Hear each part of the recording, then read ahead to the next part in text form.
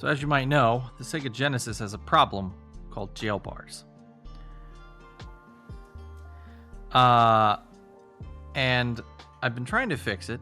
We've gone through 4 different iterations of a mod to replace the chip, the video encoder chip in the Sega Genesis, with a more up-to-date version, this one right here.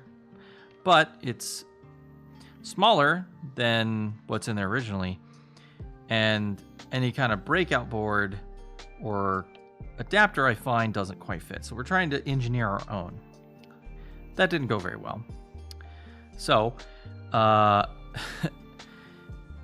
eventually got a version of the mod working as I liked it. Really nice setup, clean, but it didn't cure the jail bars. Yeah, boo. So I started thinking about it and researching it more, and I realized all the articles I was reading about the jail bar problem were talking about jail bars showing up in the RGB output, not in the S-video or composite output. And so I started looking deeper, specifically to fix the composite output, because S-video relies on some of the parts of the composite output to generate the signal. And that's when I happened upon a blog from 2013 talking about doing isolating the video encoder on pin 6, which is sine pulse input according to the datasheet for the chip, and inserting your own crystal oscillator, not relying on the one in the system. So I went on DigiKey, ordered this little guy, if it'll focus, this little crystal oscillator guy, and I drew up a new board idea. This time I actually drew it up with markers on the board to kind of give myself a template. Now this is just for thinking through the problem. I'm gonna have to clean all this off before we start soldering and doing anything. Too powerful to focus. It's a very powerful oscillator, just oscillating with power.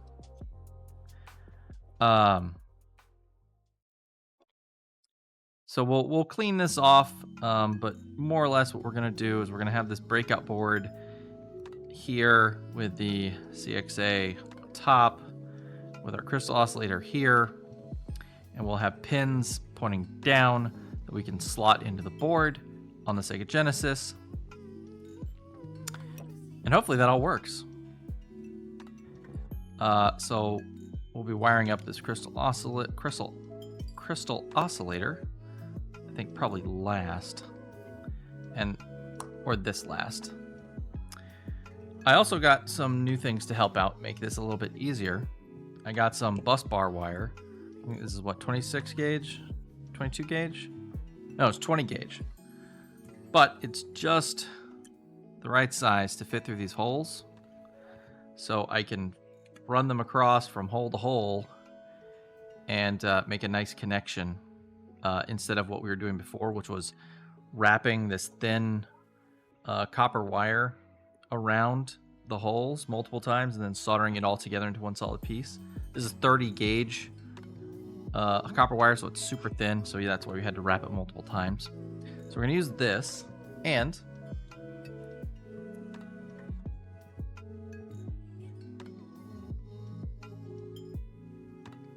sorry, I'm rushing right into this instead of starting with our usual greetings.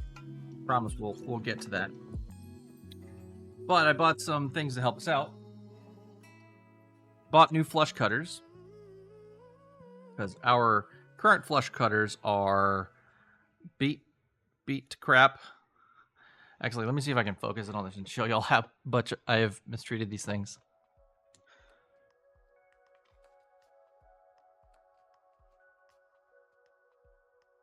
See all those nicks and like just chunks taken out of the blade?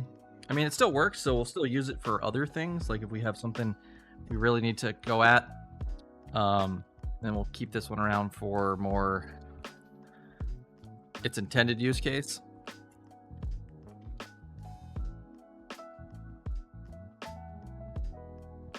I didn't realize these are Hako brand.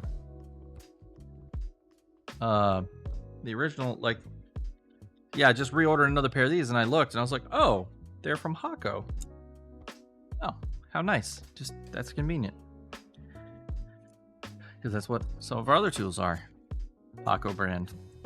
And so these wires right here are solid core wires, because our other wires we have, which are really nice wires, but they're kind of a soft coating insulation, and they're really floppy. Let me see if I got some spare wire here I can show.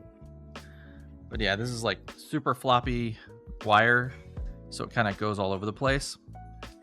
And it's not solid core, it's wire. What do they call it?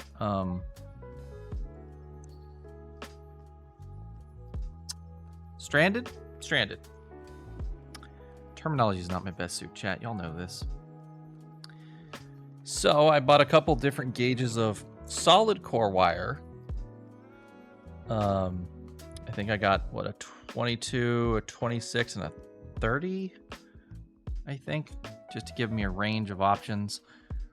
Let's see, 30, 22, and 26. Called it. So we're going to use these wires to help us make the connections from the pins to the outputs. Because part of the plan is we're going to have the Chroma and Luma outputs here, along with a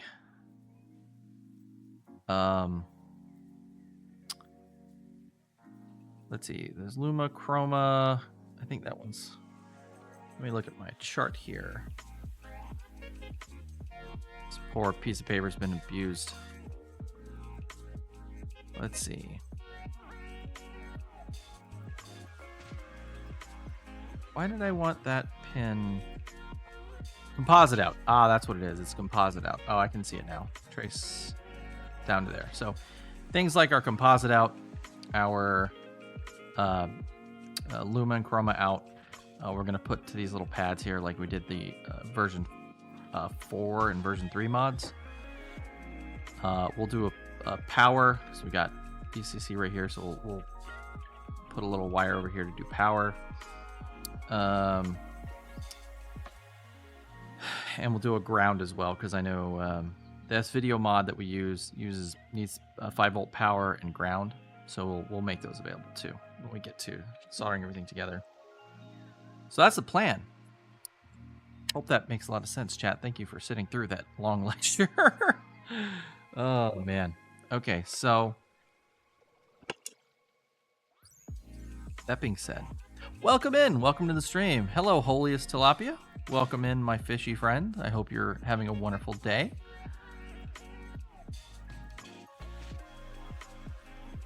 Heck of a plan. Thank you. Hopefully it works.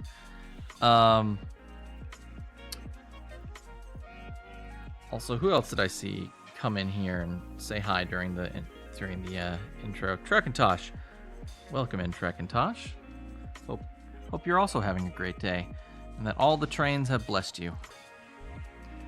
All right, so I think the first thing we'll do is we'll go ahead and just get these pins connected. So we're gonna connect one on N, point it down, right there. I'm gonna do one on, let's see, what is it, row R? Point it down. All right, leaving us a 3 gap. Which, if we look here, this is like one of the older versions. We'll see that's the right distance apart, just to double check myself. And then we'll do one in between those two, and then one on the second to last row. And that'll be our base where we start everything off. So let me get a paper towel and a little isopropyl alcohol, and we'll get this marker cleaned off. Also, in case you haven't heard, I'm going to be on vacation. This is my last stream before I go. But I'll be back in a week, so you should see me back next Thursday, I think. Or do I fly in on Thursday? Might be Saturday that you see me next. But I will be back. Don't worry.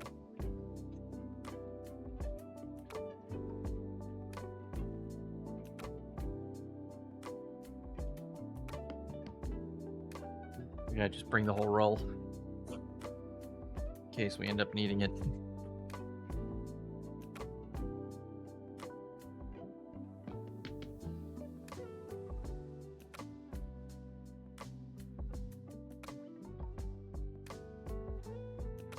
Get this all cleaned up. Don't want any of this ink drying on anything.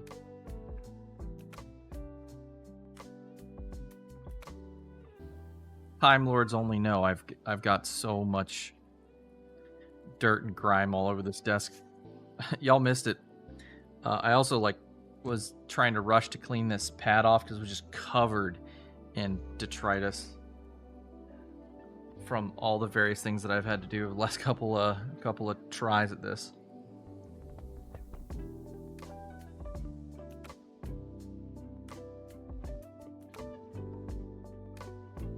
All right.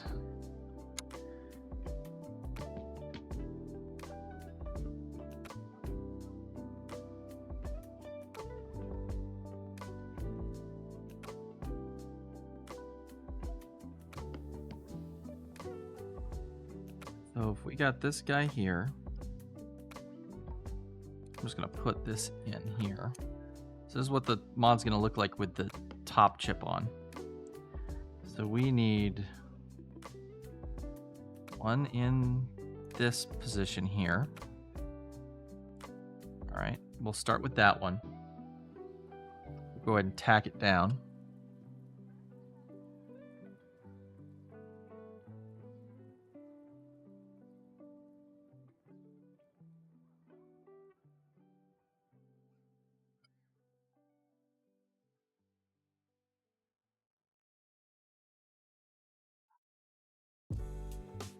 All right, make sure it's nice and straight.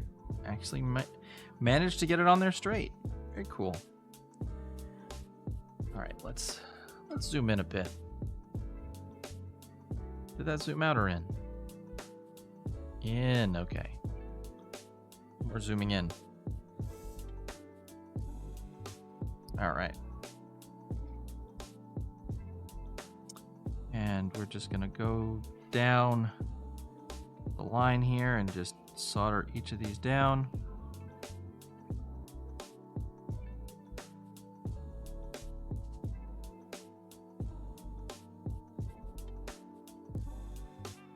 And we'll come back and touch these up when we're doing our cleanup.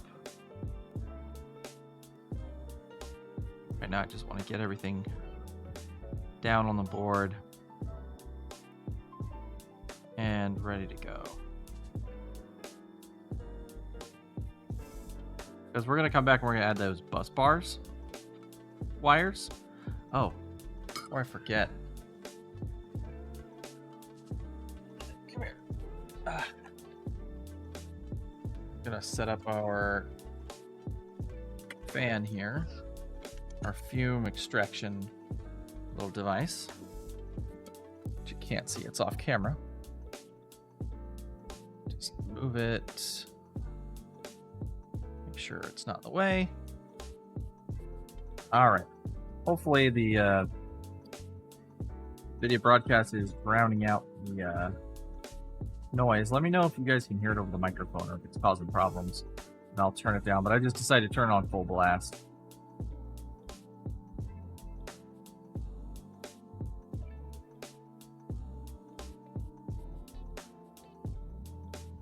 No noise? Excellent. Noise canceling technology for the win. All right, pull that out.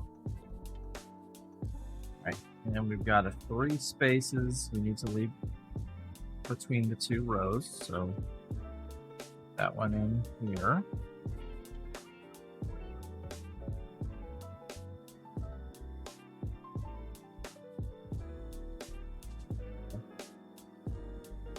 This one's gonna be a bit more challenging to attack them.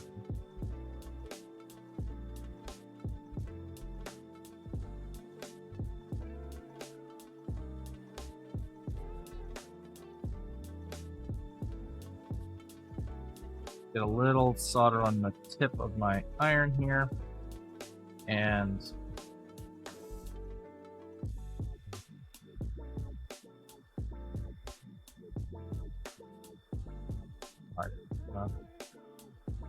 again, we're just tacking it down. We're not actually trying to make a good connection.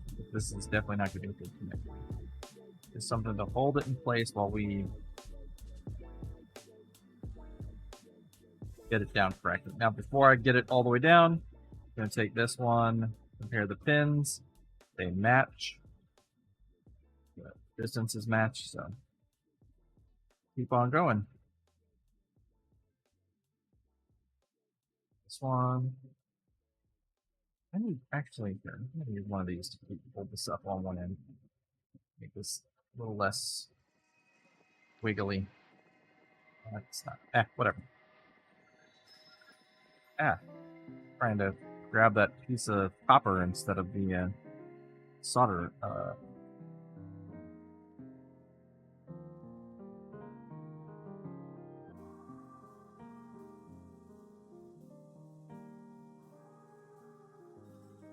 In case anyone's wondering, I'm doing pretty well in Tears of the Kingdom. I finished the Fire Temple. I finished all 4 of the temples. Or at least the 4 from that first quest, what's it called?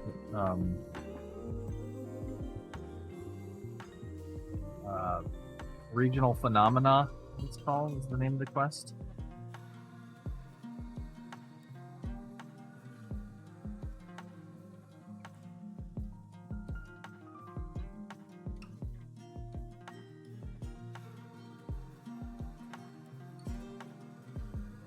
It's a really fun game.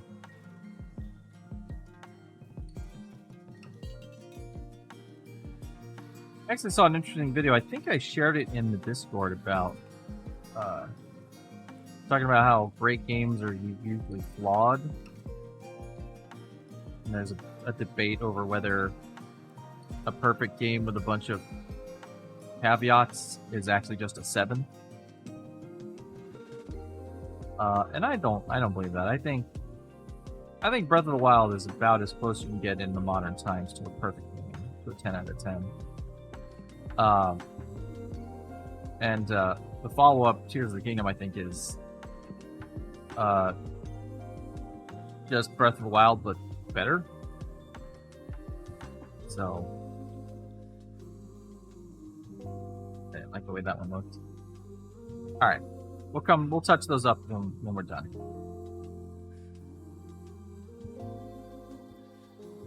Considering nearly every game ever is at worst a 7 out of 10. I mean, I wouldn't say that.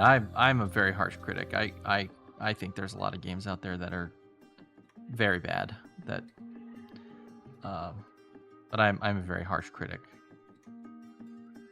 Okay, that's looking good.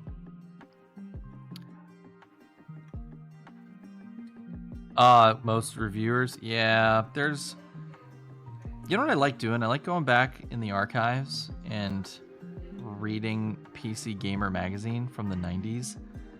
That magazine was so harsh with the reviews, but fair, like harsh but fair. But I mean, it was not uncommon for them to give something like a 2 out of 10, right? Like if something was bad, they were like, nah, this is not worth your time. Don't even consider it. Not even as a gag gift. Like, and while that might be too bad, too harsh, but you know, for most modern games are playable if you don't count shovelware games. Oh, Hood.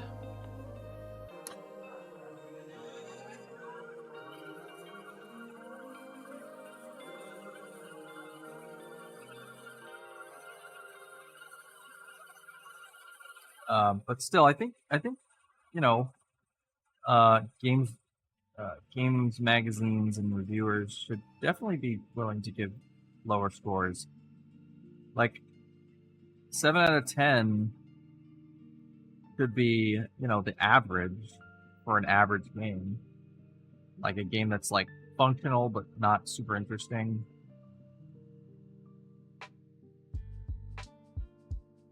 Whereas like,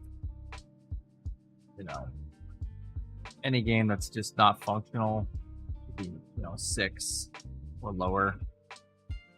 Or if a game's just unbelievably bland, like it's functional but just actively unfun to play, should be free to give it like a 3. Because I think the worst sin a game can have is to be boring.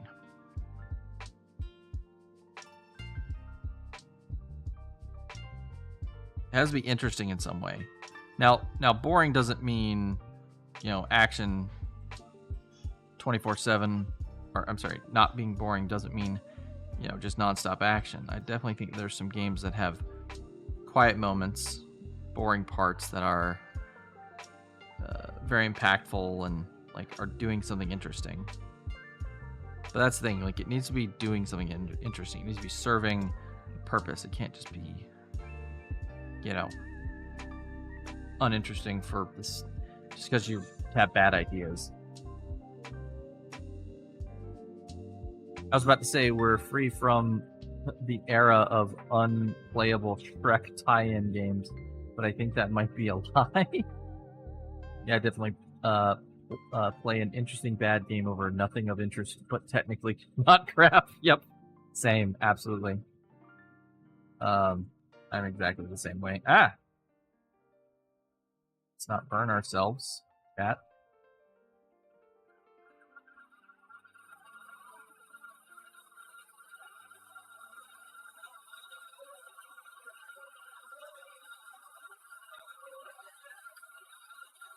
So what are some games y'all have played recently that were technically sound but just really boring?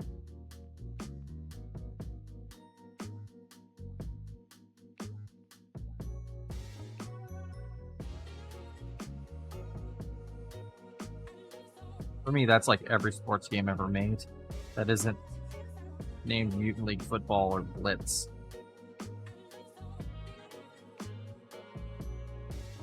I don't know, this might be weird, but even as a VTuber, I think I'd rather go touch grass than play a sports video game. Lost Planet is the most 7 out of 10 game of all time and probably my favorite thing on the 360. Wow. Would have to check Steam, but most sports games, yeah. Mario ones are fun. Mario Sports. Oh yeah, like Mario Tennis and stuff. Yeah, those are like arcadey games. They're not. Double check our thing there. All right, let's make sure this fits on top.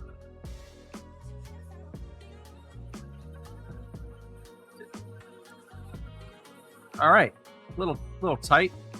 We could have made the pins a little bit better, but I will take a tight fit that works than a loose fit that doesn't.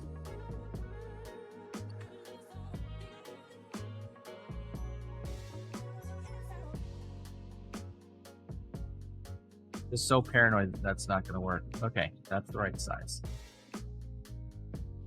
Okay, so now the question is, do we attach the crystal oscillator now or later? I feel like we should do all the other wiring first and then wire in the crystal oscillator. Crystal oscillator.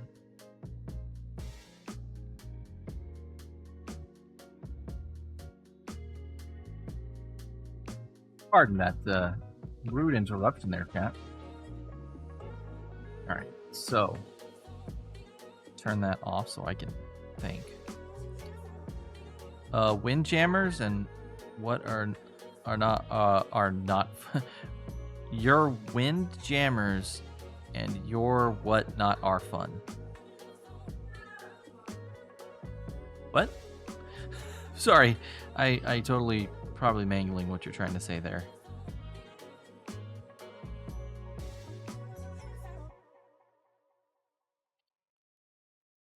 Okay. So here's our layout. So we've got pin 1. I strive to be as obtuse as possible. You know what? I appreciate the commitment to the bit. Let's see. Zoom out some. All right, so let's look at our... Oh, maybe too far.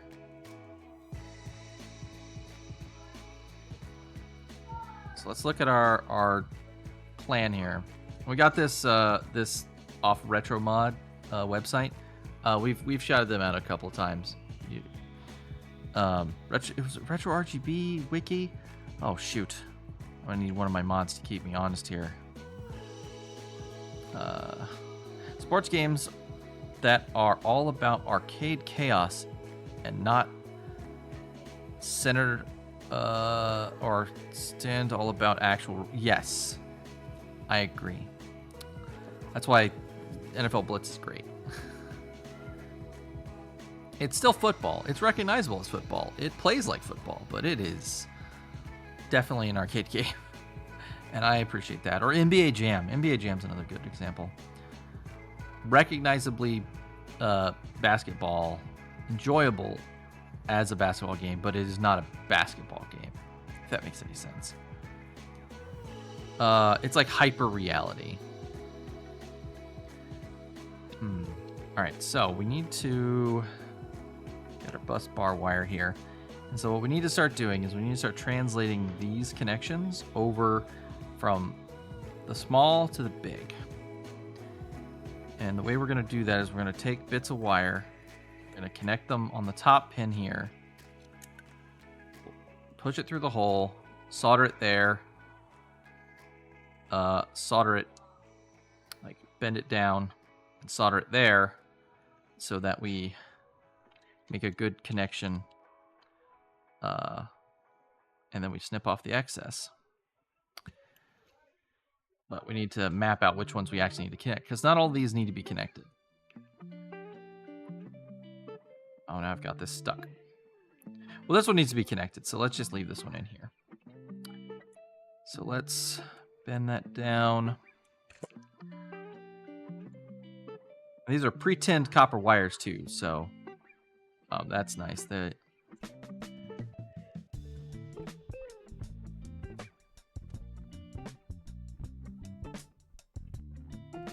All right, so let's go ahead and tack this on.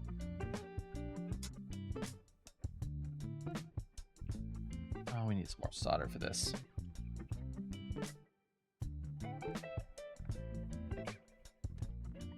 All right, there we go. Ooh, that wire's hot.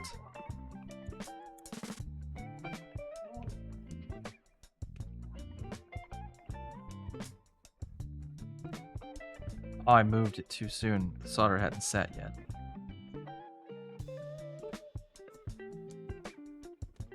Oh, this is going to be more challenging than I thought. All right, give me 2 shakes, chat. I'm going to be right back in like 5 seconds.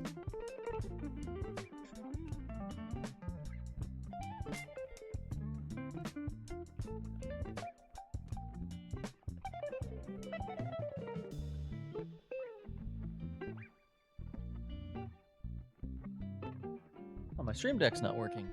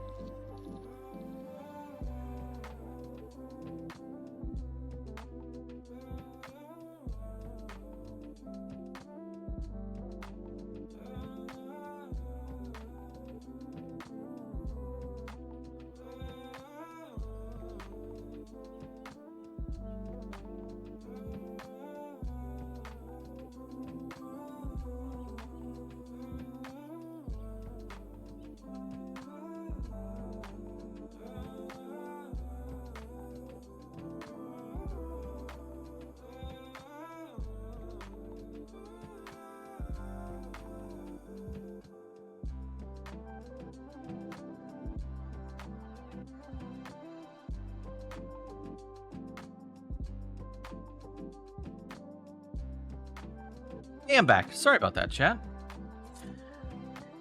Apologies.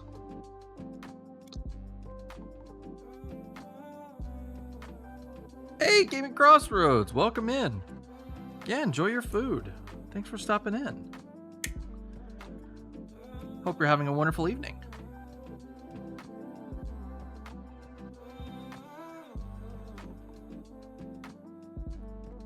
I hope your meal is delicious and nutritious.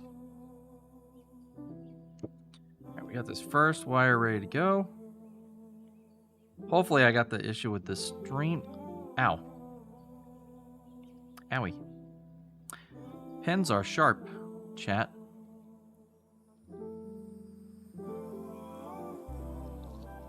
All right, we'll just solder that down. I think I shouldn't have gone with such thick wire, but I wanted to make sure it made a good connection. But I might have went a little overboard.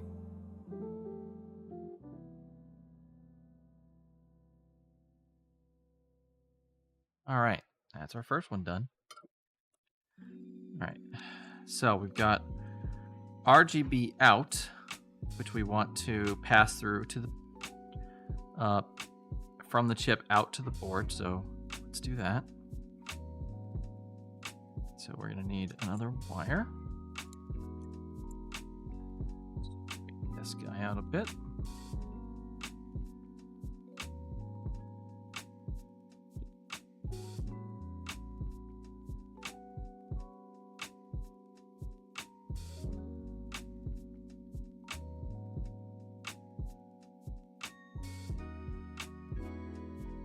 Let's see. Maybe we start with the underside. Would that be easier?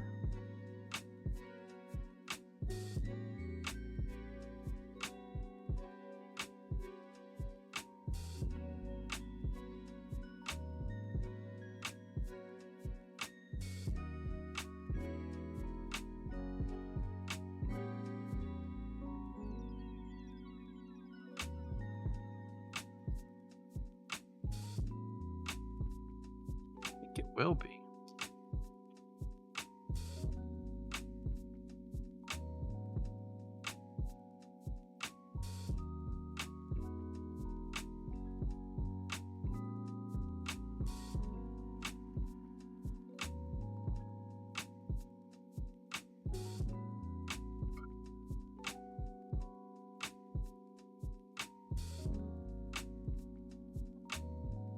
Come over here. Wire bent into shape to make our connection where we want it.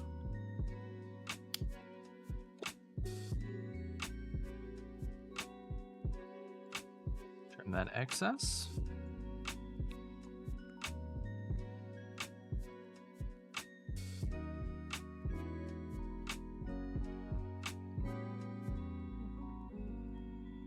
I'm not super satisfied with this connection. I want to try getting it a little better. Yeah, that's better. Cool. All right, let's make this one right.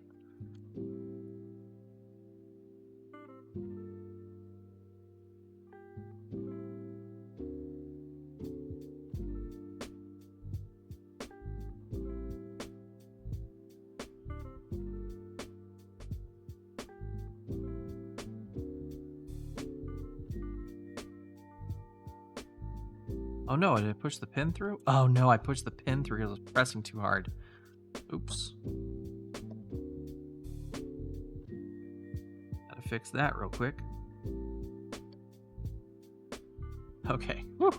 That was an easy fix. All right. Don't need to press so hard. That's a bad habit of mine. I tend to press really, really hard when I'm trying to solder because I'm like, oh, if I press harder, it'll transfer the heat better. No, it won't. That is not how this works. Not at all.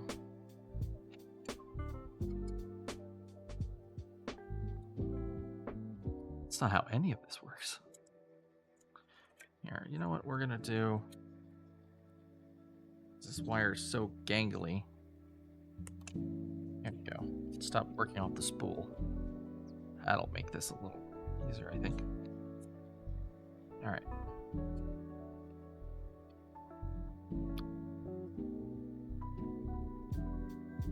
Oh, I accidentally filled that hole in when I did the pins. Have to open that up.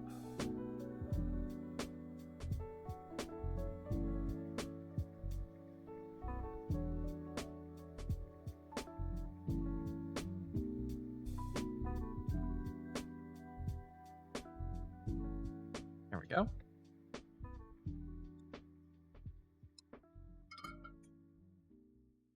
All right. Last couple nights I did these mods, I kind of spared you guys this process. Hey, Galley Sprout, welcome in. Oh no, the bats didn't trigger. What? What? What?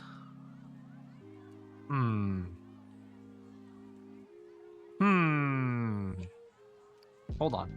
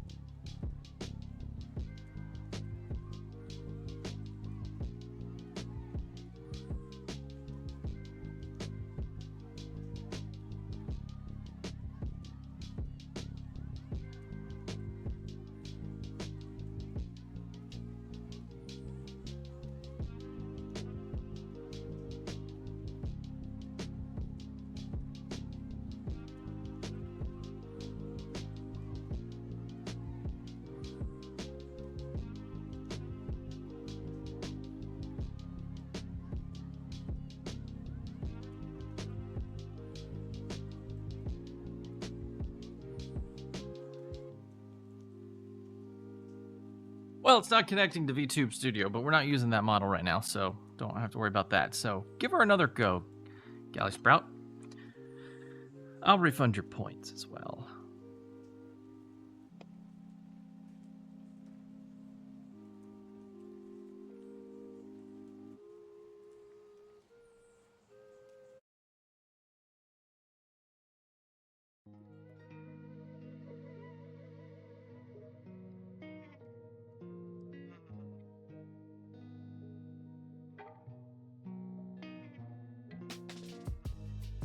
All right, there you go. Ah! Okay, bats came in. I will bat myself just for a test. Yeah! Yay, it's working, I think. I don't know why I'm yaying. The bat's working. The bats are my nemesis. Oh, you know what? Actually, soldering it to the hole is kind of accidentally genius. Now it's much easier to, like, play with.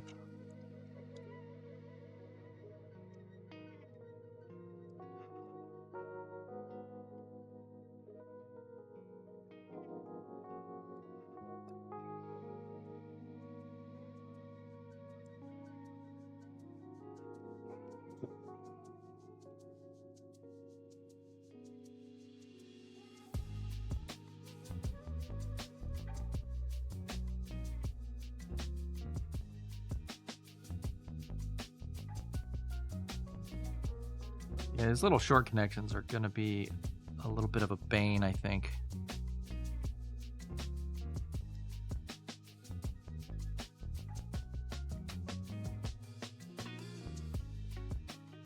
Because I can't have them. I just realized they're a little low, so they're going to touch the board below, and that's going to cause issues. So I need to get these off of here and do this a little bit differently.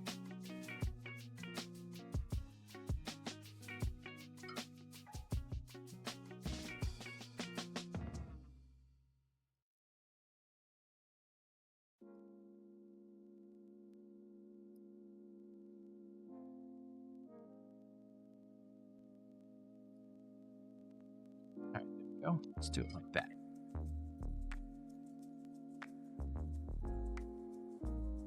Pat's not working is on par with Rogue Squadron Cinema Mode. Yeah, I agree.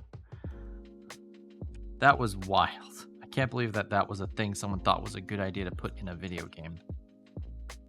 Let's move this out of the way before I accidentally catch it on fire, which I know you guys would love to see.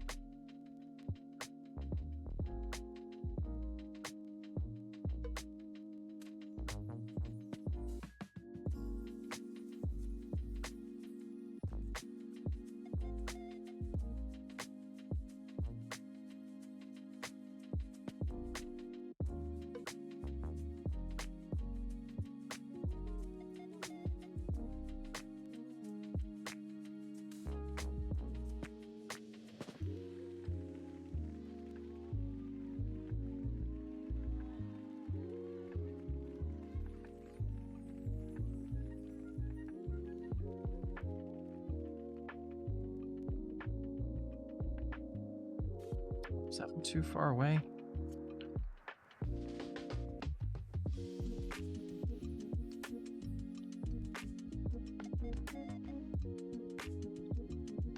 I may have made a mistake. What else is new, though?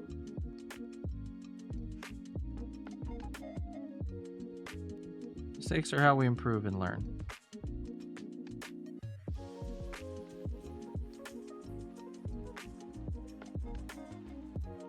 Oh, that's part of the problem.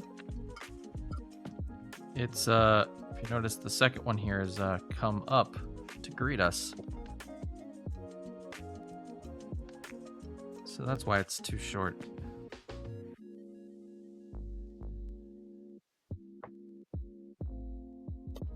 Let's see, that lower it down enough? Nope.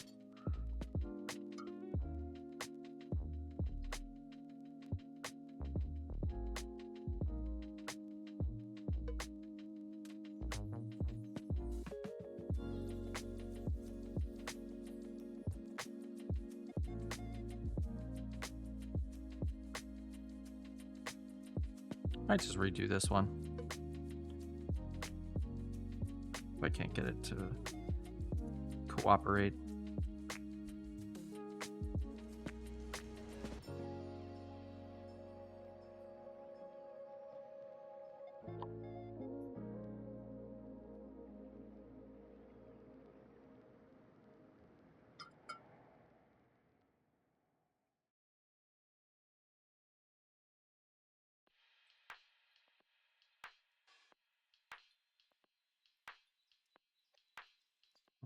Yeah, I think I'm gonna pull that out.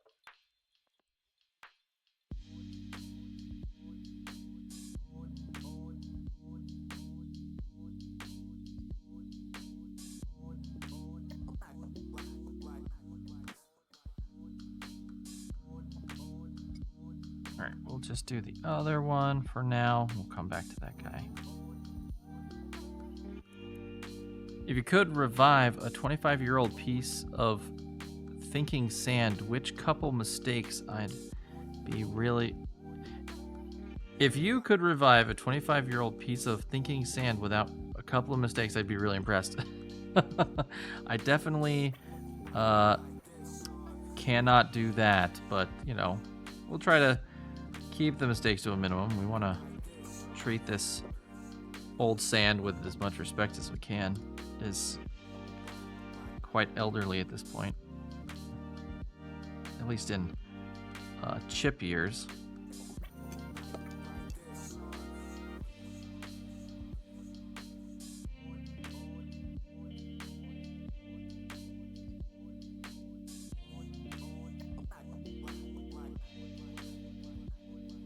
I know we got a commercial break coming up soon.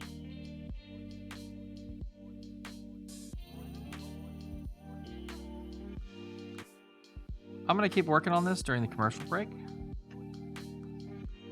Nothing really interesting to see right now as I'm just going to be pushing wires around. I mean, that's interesting in itself, but we're going to get to the part of the mod once we can kind of get this process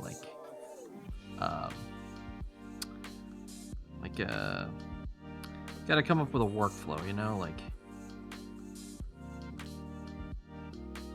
owie, hot.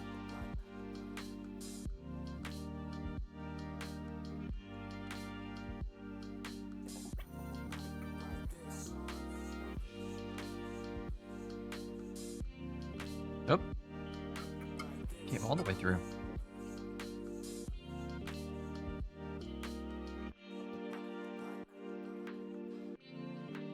Maybe that's what we do. We pull the wire all the way through, and we bend it with our tweezers into our shape that we want, and then pull it back down to solder it in place. Oh, that's almost perfect. Just a little more right angle, and that would have worked.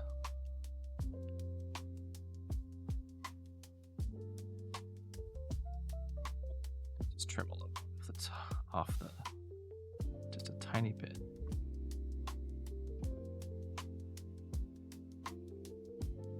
Yeah, it's perfect.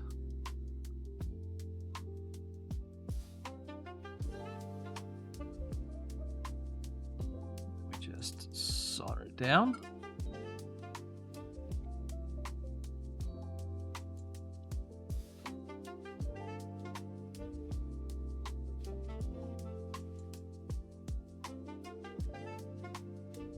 I like the idea of computer chips as thinking sand. I love the visual.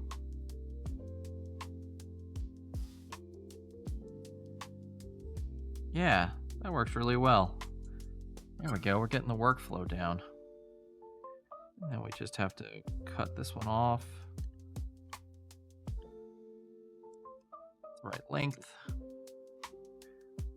to make it fit nicely.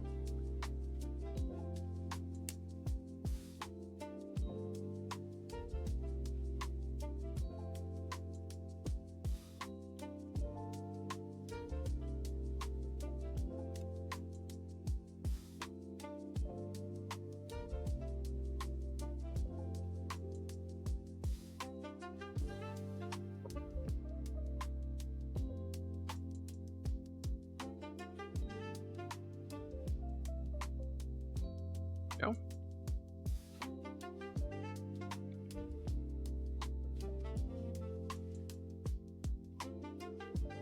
Close enough for a soft dev.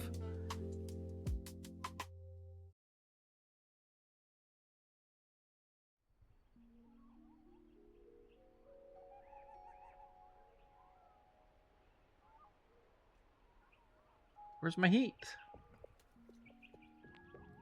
Soldering iron, where's the heat? My soldering iron got all cool.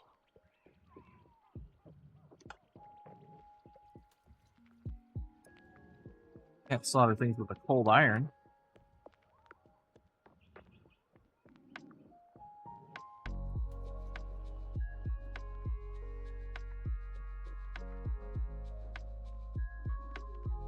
There we go. First 3 wires installed and ready. Got a process in place for doing it. Just gotta do a few more. Hey, Wireball, welcome in. Just in time for the commercial break.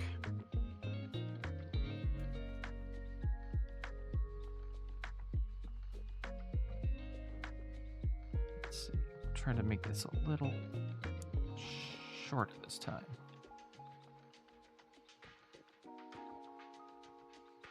Oh, it's like so close to being perfect. Doing it with the tweezers.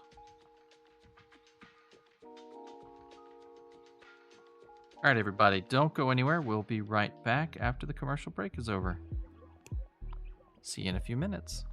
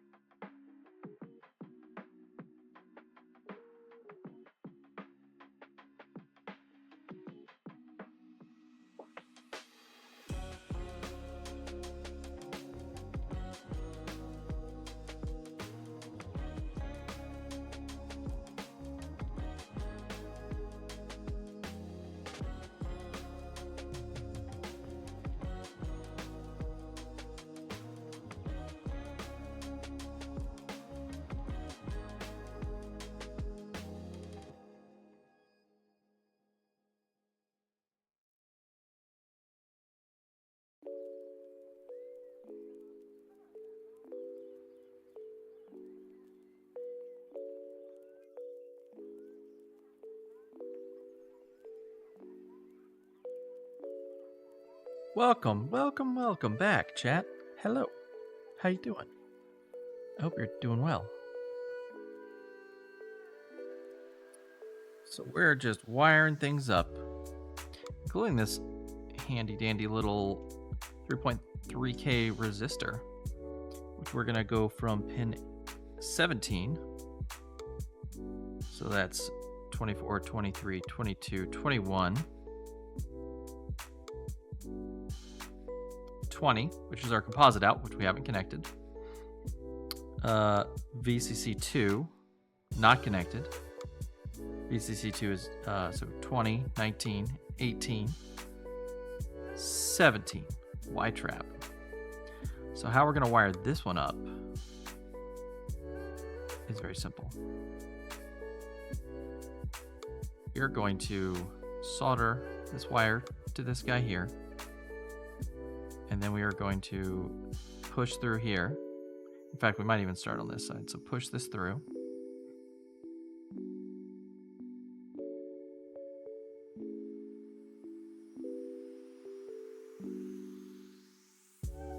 We're going to solder this guy on this side to there. Actually, you might not want it that close. Yeah, we're going to do... Yeah, we'll do like that. Just set it right along there. And this 13th pin right here is also not connected. So I'm going to go from Y trap to VCC1 over here. Now VCC1 over here is actually this pin right here on the motherboard. So what we do is we can just, since that pin's not connected, we can run this under here through that hole and then back up and solder it right there. So to get all that done, we just need to get this connected on this side, and then we can start manipulating it on the other side. So let's see, that's going to be this pin right here, I think. So not connected, not connected, chroma out, luma out, not connected, chroma out, luma out, trap. Okay, not connected. So just take this guy. So what this does, by the way, in the chip is it tells the chip, based on the resistance it reads, if it's NTSC or PAL. And we're working in NTSC here. So we're using a 3. It should be 3.4, but I don't have 3.4. I have 3.3.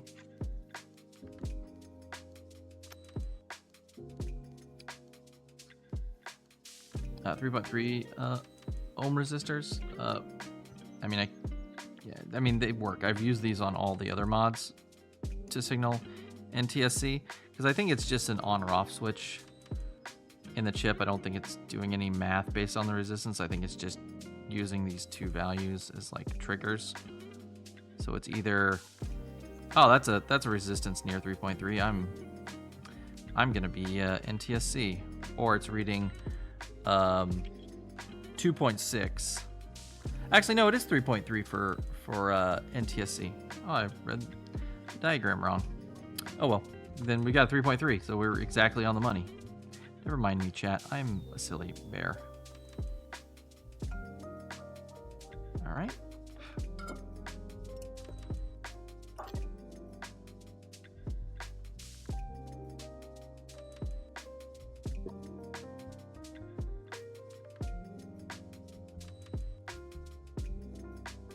All right, we don't have to worry about how messy that is because we're gonna cut the board right down this line.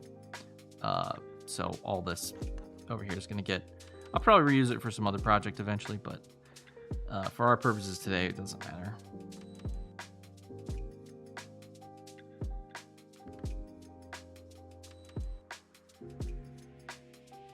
And also on this side, we don't have to do any more bus bars on this side because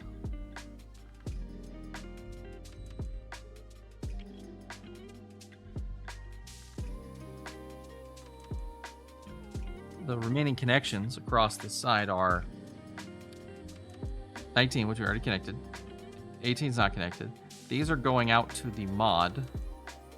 That's going out to the mod. And then these two pins are not connected. So we can move on to the other side when we get this done.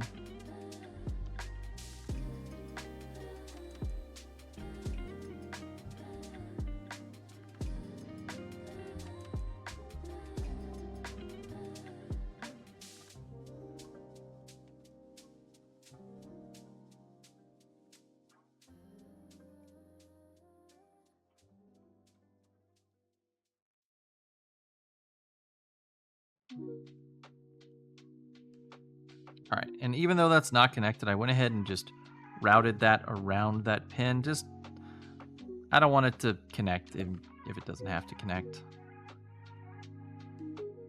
I don't want to chance anything, you know?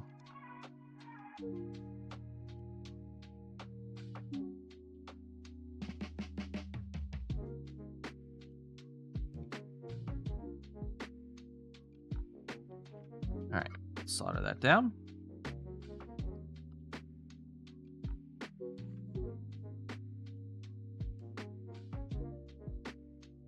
Oops.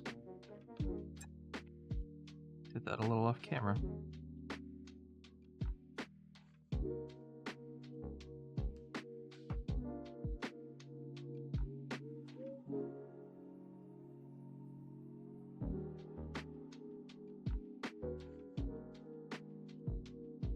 All right, cool.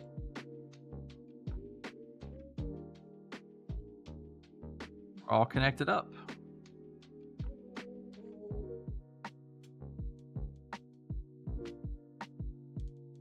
Nice.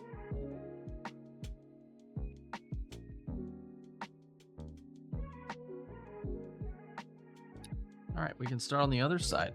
And we've got, this side's gonna be a lot easier because we don't have as many differences. Oh, wait. So while we were on the break, I just did one side, soldered the inside, the harder one, and I was gonna come back and solder these other connections. So let me do that real quick. I went ahead and got the wires all cut to right length.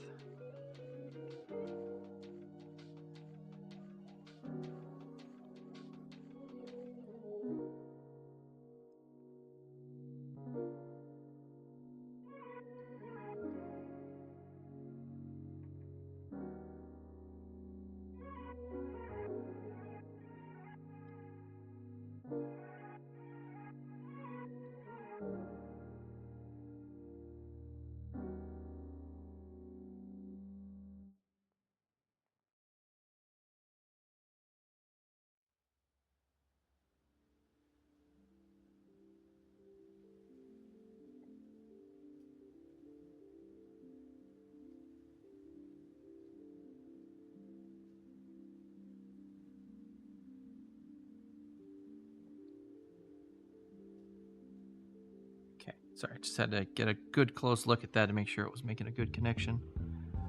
And we'll do this one here.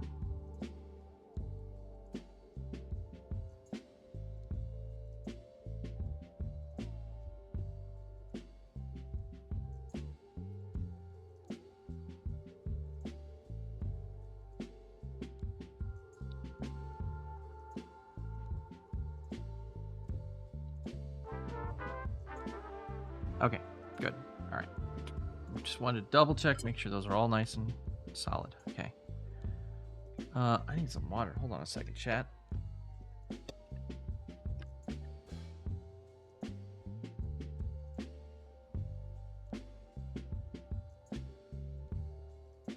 All right, so now we need to go from these pins over to these pins. So this should be a lot easier because we have a lot more room to work in. A lot more room to make mistakes, as it were.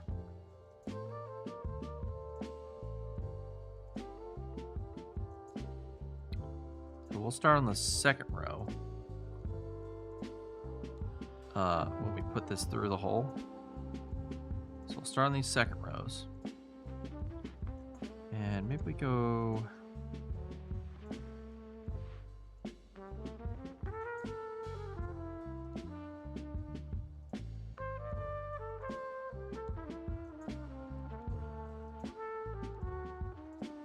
by a tiny little bit. Almost got that perfect, just eyeballing it.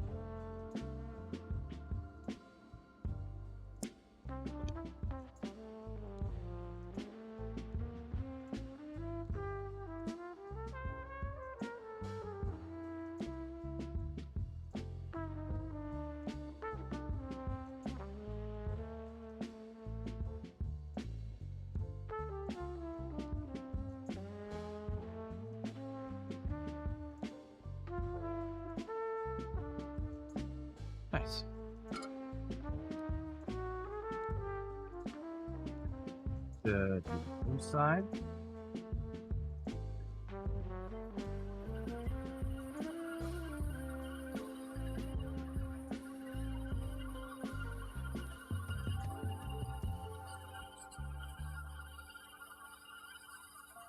At the right length.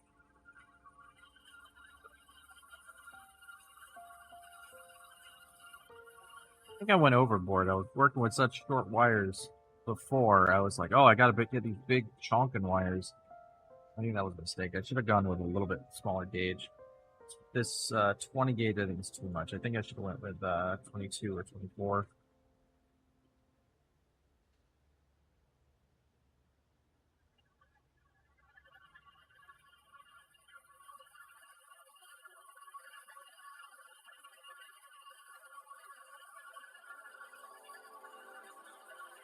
But it's making good solid connections. Alright, the next pin is not connected. The next pin is C-Sync in, number 10. Next.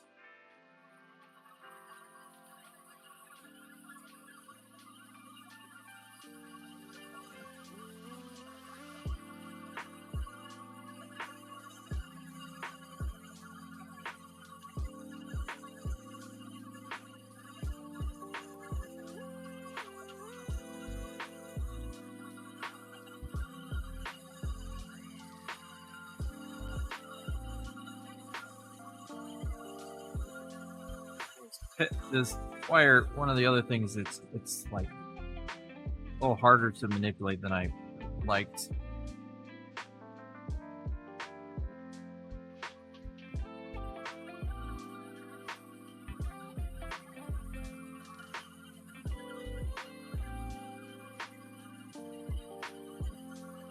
My thinking when I bought this wire was, oh, what will fit through the hole most snug?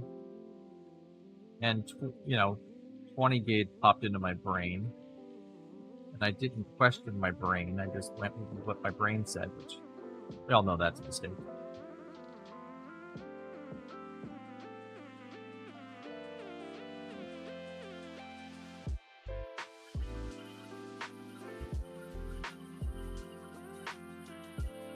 Think of all the amps and current it'll be able to carry. I know. So many amps. Because that's, we're just doing such high current here. And that's Sega Genesis.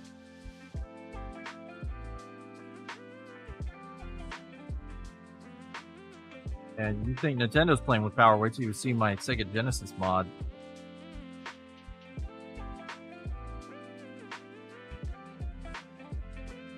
Oh, ow. Ow, stop it.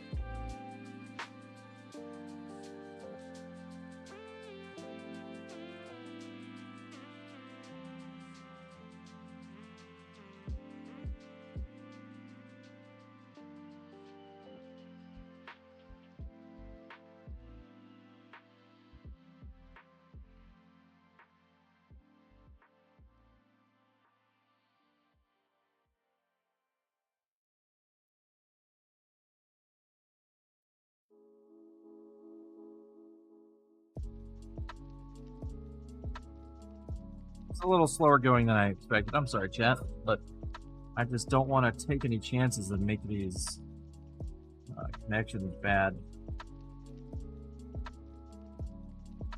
Because I think this is my last go at this mod idea. If this doesn't work out, I'm throwing in the towel. At least for a little while. I'll put it on the shelf.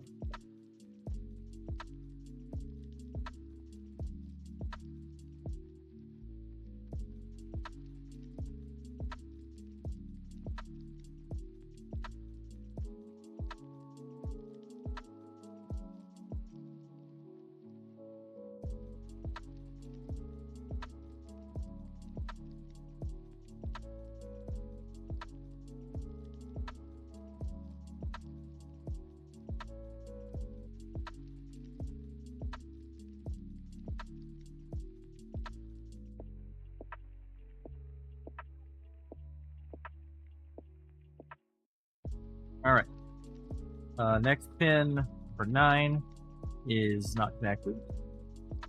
Number 8 is, though. Do number 8 next. I'm just going to start off by putting this down and then cutting it to the length I want.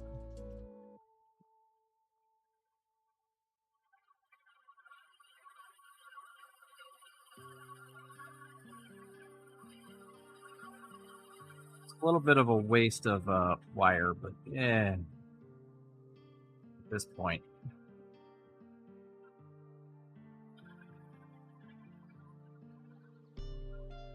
It's kind of like one of my least concerns right now.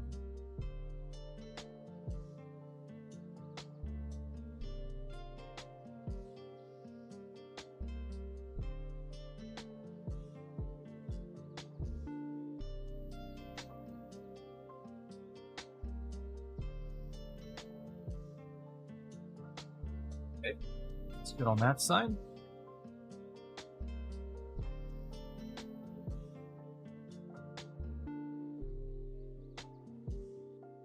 Side.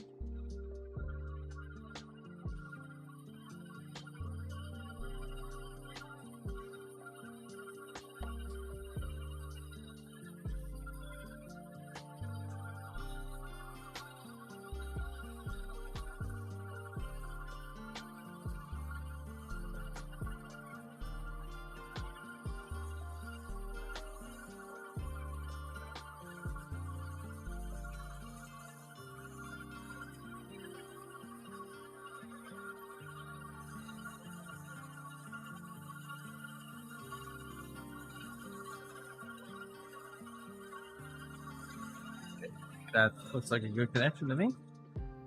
All right, number 7 is connected. Gotta do this one.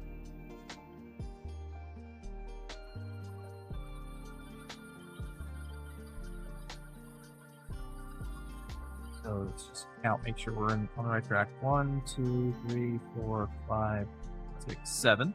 Yep.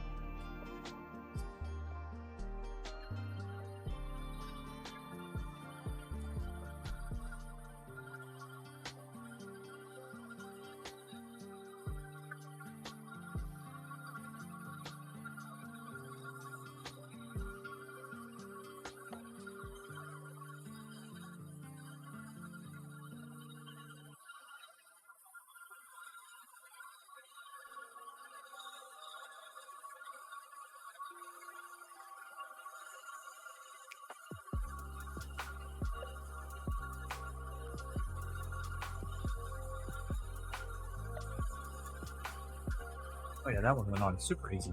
Nice.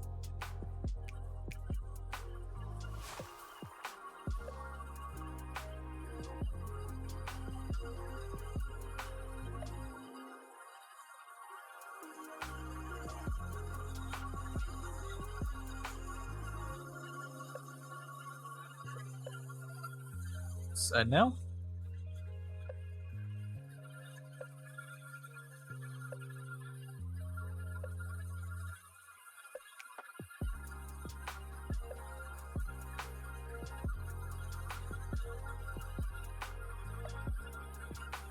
All right. 6 is going to be connected to the oscillator, so we're going to skip 6. Running out of wire here. This will be our last use of this wire. Oh wait, got more over here. All right, so we skip 6. 5 is not connected, and then the last 4 are connected. So RGB in. So we've got 6 is going to be the oscillator, not connected. Blue, green, red, ground.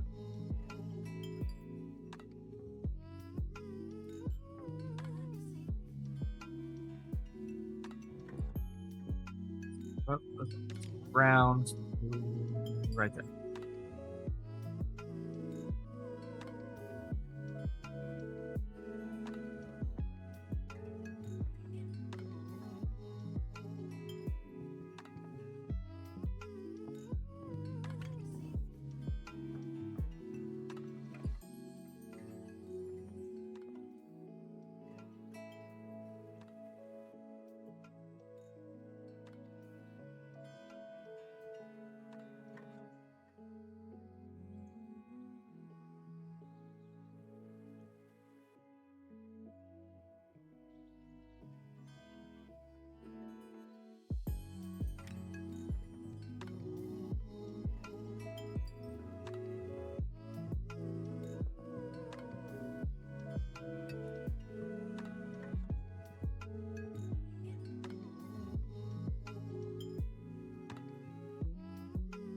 Ah, no, I moved it. Ah, come on. Go. Connect it.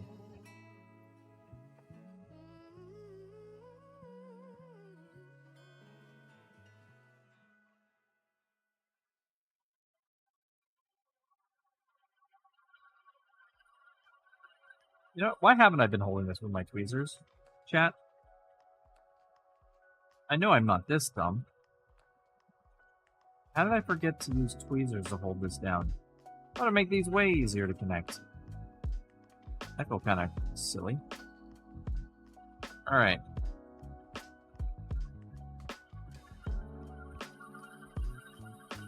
Oh, wait. I have to do the other side. Just jumping right into the next one.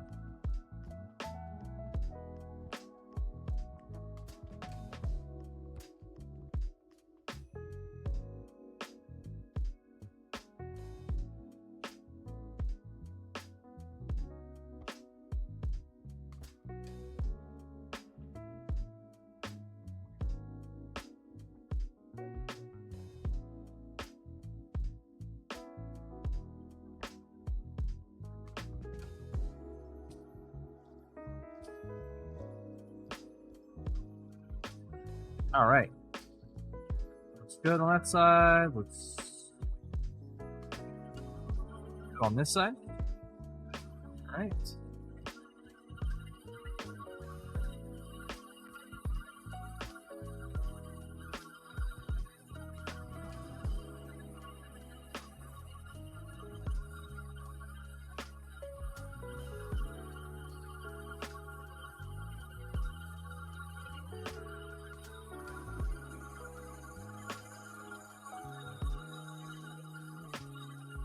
Alright, let's use our tools now and actually do this with some semblance of intelligence.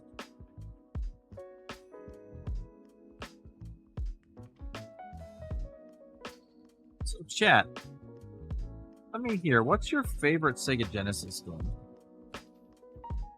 Yay, my glasses are back together. Put my palm on them by mistake. Oh no! Oh, that's terrible, Wireball. That's the worst.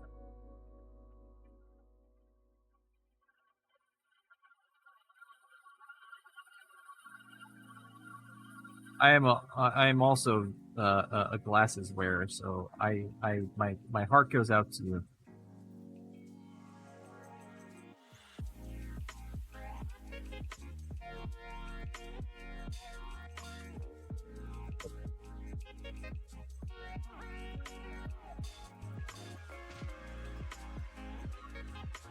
Wire just came out.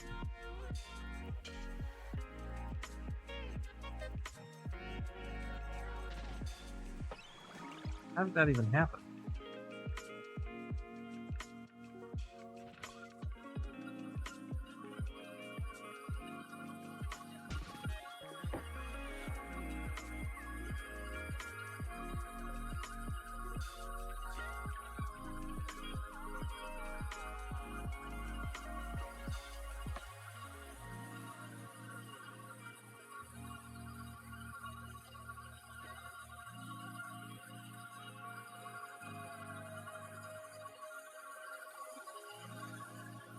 Yep, we're gonna abort that one.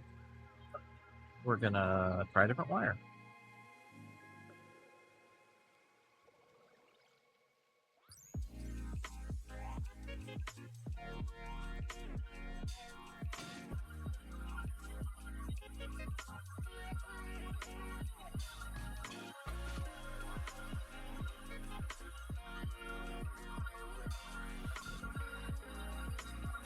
Oh my god, that one wants to run away as well. What's going on here?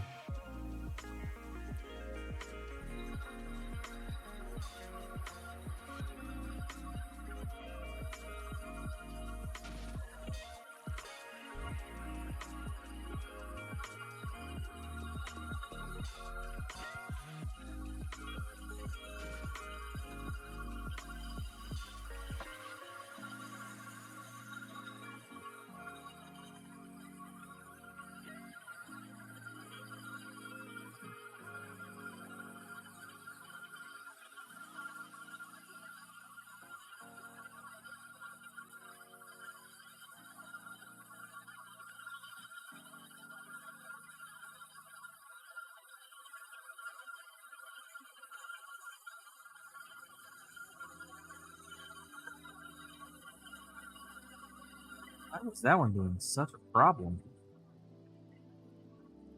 Still kind of being a problem. Still having a good connection.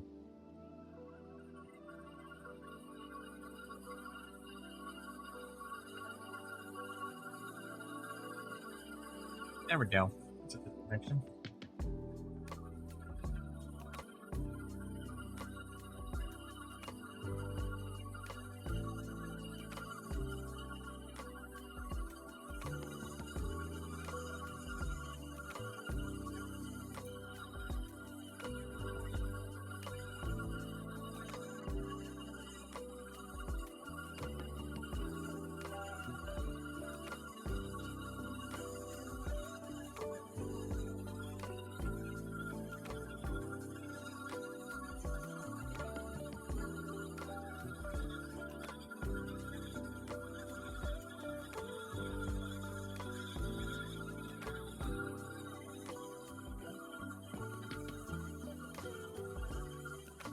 All right, good there.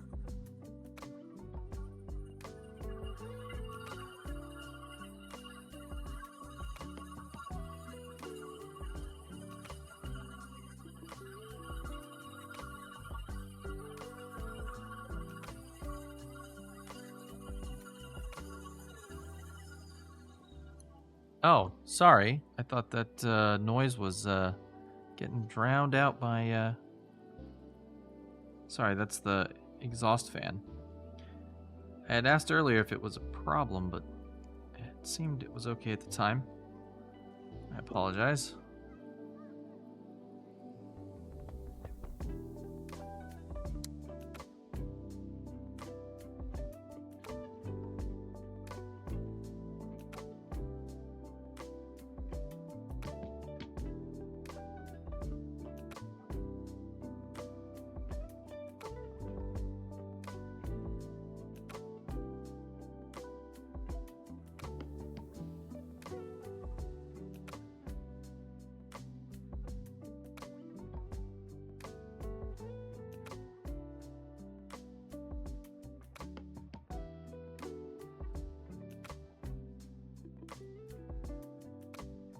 It has become time for sleep. Best luck with making machine work. Thank you, Tilapia. I hope you have a wonderful evening. Thank you for dropping by. Good to see you. Take care.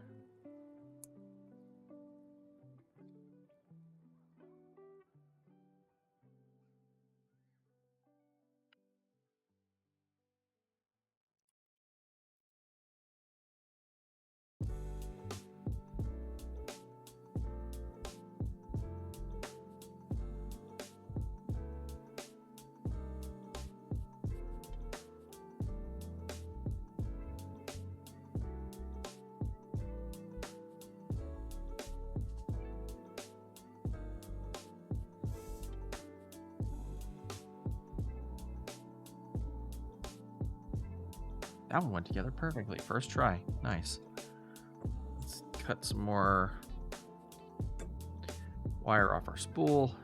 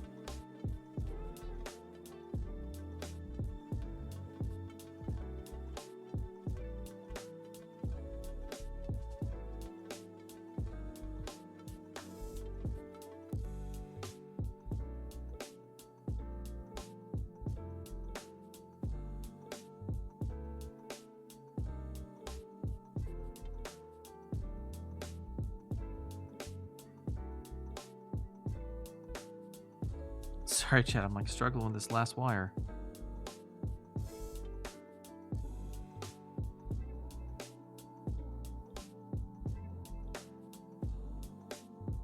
Oh, I pushed it through. That's why.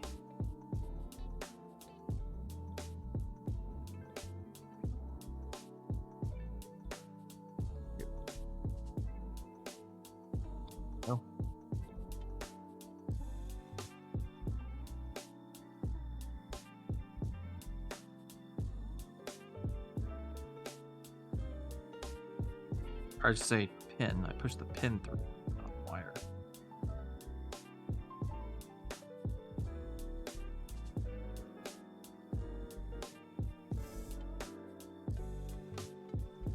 I don't like how close those are. They're not bridging, but I don't like the proximity to each other. Oh, now I made a bridge. God. Ah!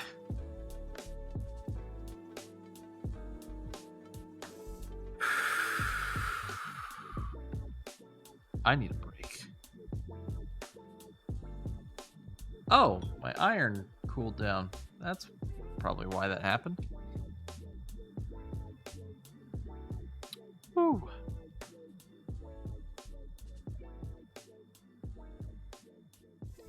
So yeah, I think we got distracted by Holius Tilapia exiting.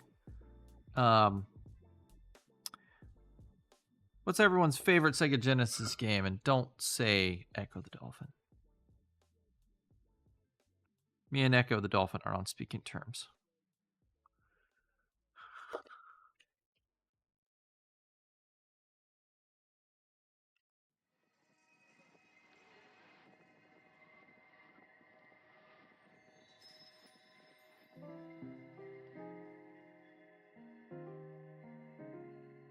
What a delightful game to have such an awful, like,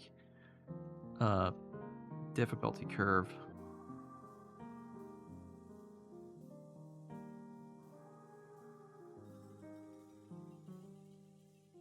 Alright, there we go. All the connections have been made. Well, I did end up with another bridge over here. Let me fix that.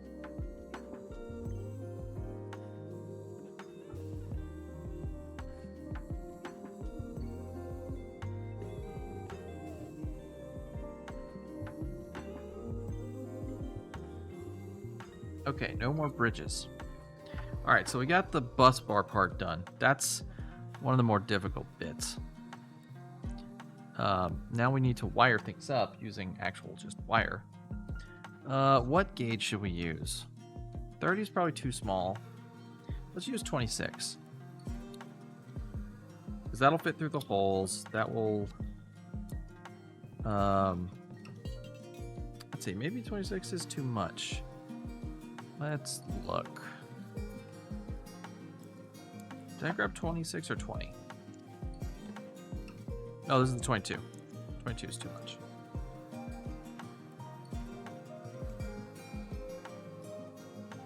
Rocket Sauna! What's up? Good to see you. Welcome in. Hope you're having a wonderful evening.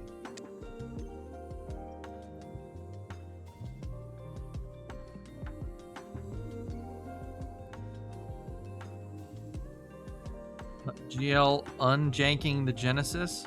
Thank you. Good luck. Good luck. Good luck. Good luck. I appreciate the you stopping in and saying that. Brain is made of melted cheese today.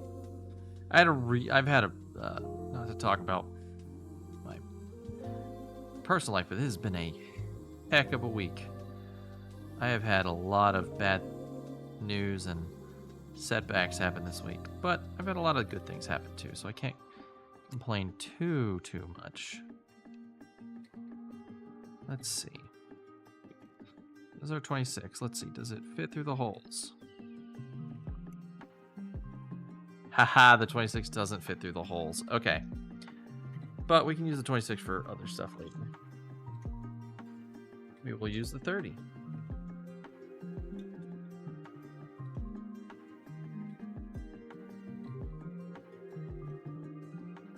I know a certain degree of jank is inherent with Sega, but I believe. Thank you. Thank you for your... I mean, the 30 is definitely small enough. So, let's see.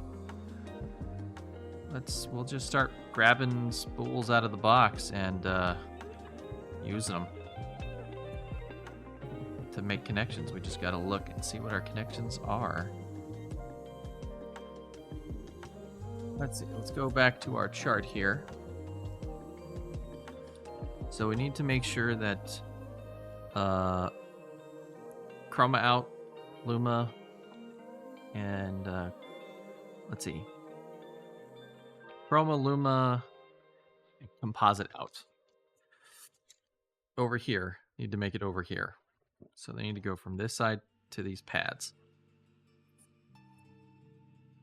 So we'll start with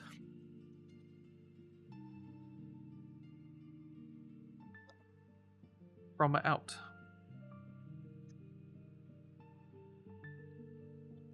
You gotta believe. Like that? That Parappa the Rapper?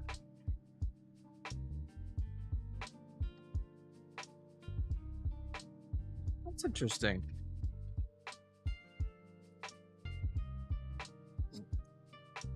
This is also a 26 gauge, but it looks like it would fit through the holes. Nope, gotta use the 30 gauge.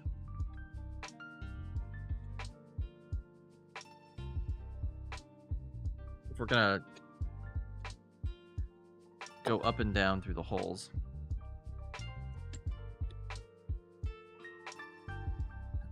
I believe we both know the same optimistic rap hero. Kick, punch, it's all in the mind if you want to test me. You'll do fine, I think is the lyric. Been a while since I played Parappa the Rapper. But yeah, what a wonderful little game. Alright, let's start with the chroma out. We'll use this blue wire. So we need to get it from here to here. So I think the best way we can go about it be attaching it on the back, sending it up, over, down, up. So we'll send it through the top hole because it'll be easier to find it. So it's the third one over. 1, 2, 3. Drop it through there. Or I'll drop it all together. Drop it through here.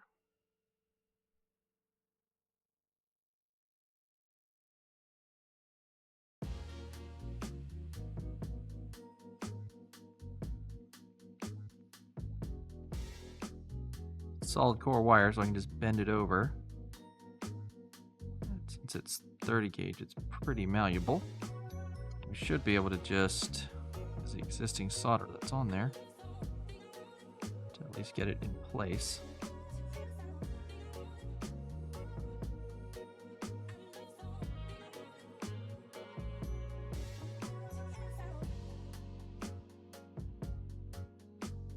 There we go. Connection. And we just send it on through. Now we could just go from here straight across, but I figure going around and under is going to be a little bit cleaner.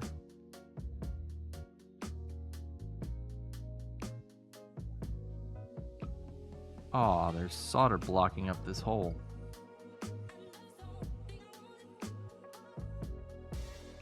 Got a little too messy with my soldering here.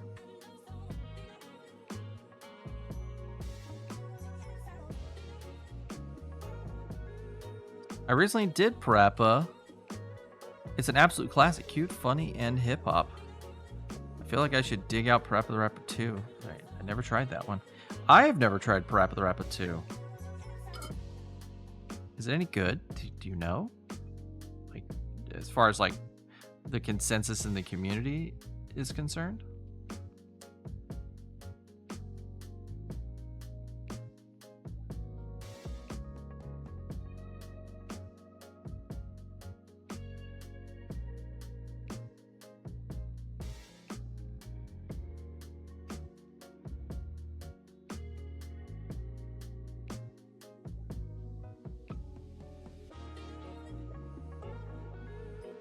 You know, I should have figured out the length first.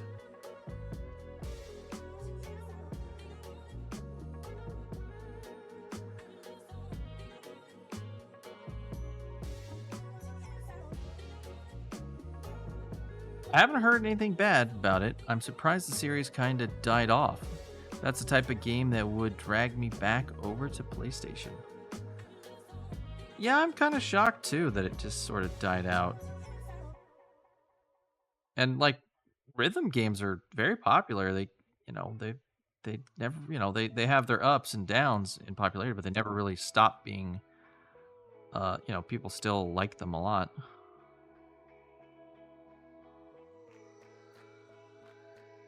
You'd think somebody would see a golden opportunity and be like, oh, we have a rhythm game.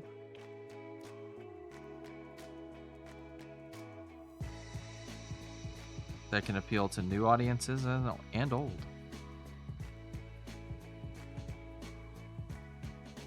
But that would just be making too much sense now, wouldn't it?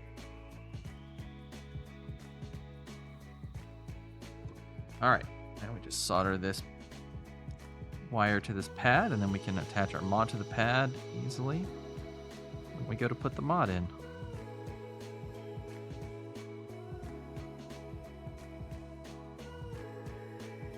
Nice. All right, and we can use yellow for our Luma. Guys, I think Luma's traditionally white, isn't it? And I think Chroma's actually green. Oh well, I've already decided on yellow. A sequel would give them a prime opportunity to re-release 1 and 2 as remastered editions. Heck yeah, totally would. I wonder if they owe royalties to anyone for the music, though. And it's one of those, like, music industry shenanigans kind of things. Like what happened with the old Tony Hawk games.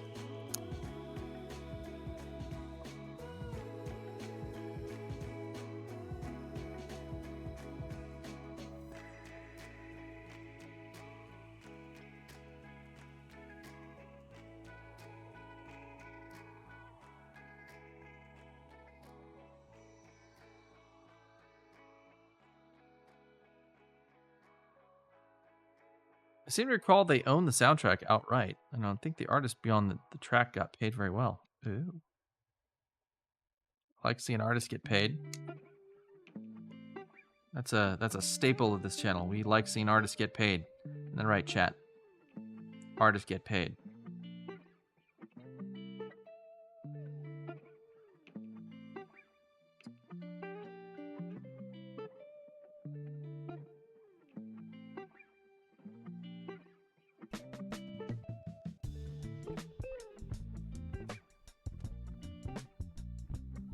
Oh, I goofed.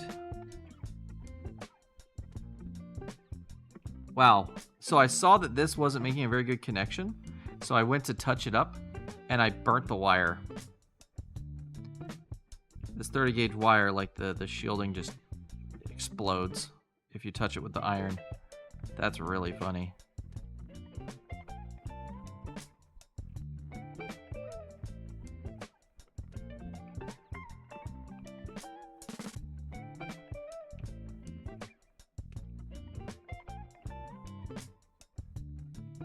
That's unfortunate.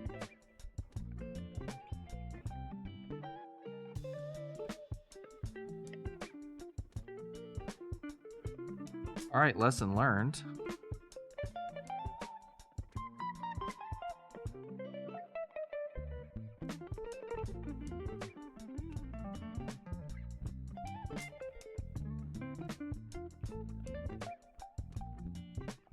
All right, let's keep going with our yellow wire here. Make this our Luma, which is number 4.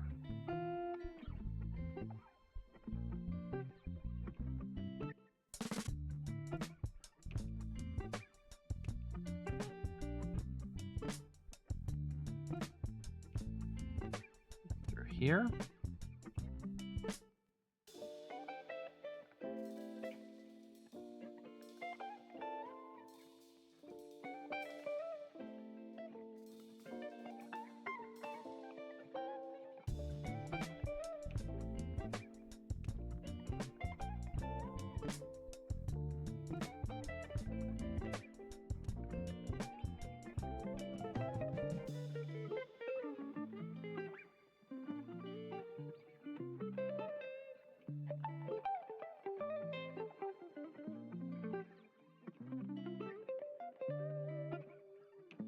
All right.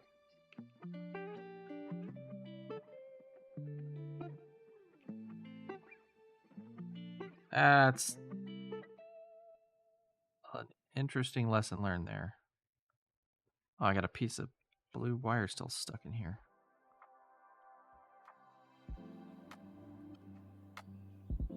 Oh, it's like soldered in. Oh no. Oh, wow. No. See the problem. All right. Gotta be careful with these wires.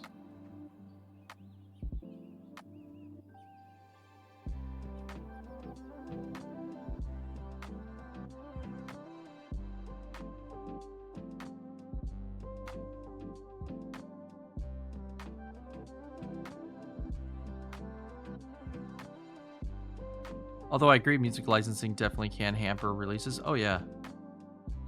Like DDR put a mini arcade, but they couldn't get the rights to all the classic tracks. Aww. That's unfortunate.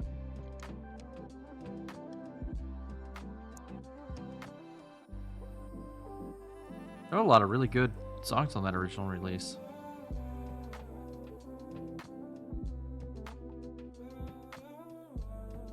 I guess just release it and let the community add them back in with mods.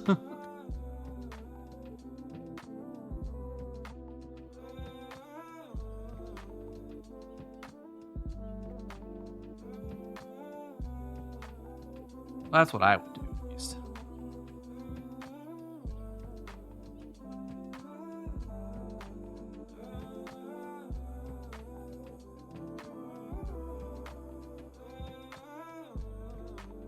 All right, get our blue wire back out because we're gonna need more of it.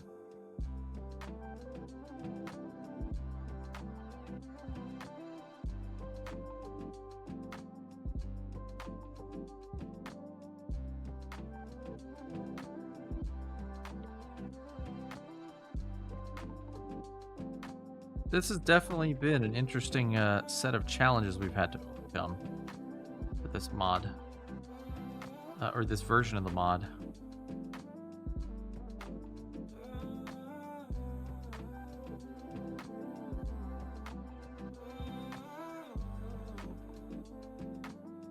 Interesting, unique challenges.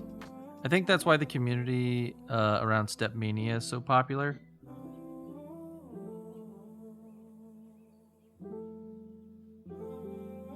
They do a lot of modding.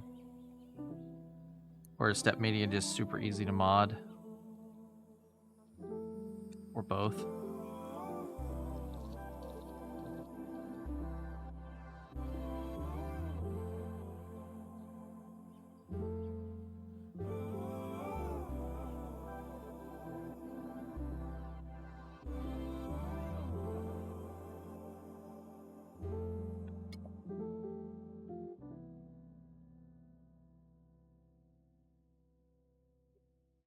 Uh-oh, it's time for our break. Definitely gonna get this finished tonight, though. Chat, don't worry. Even with a break, we'll get it done.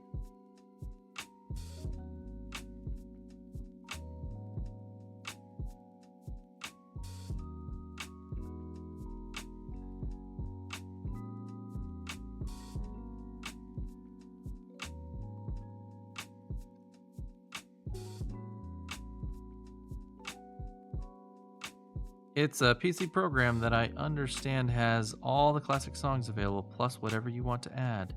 I don't actually see the notification, oddly.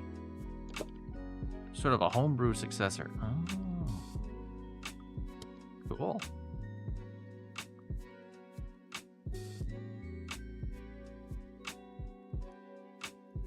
I haven't really done much rhythm game stuff except, you know, the occasional arcade, you know, rhythm game. I'll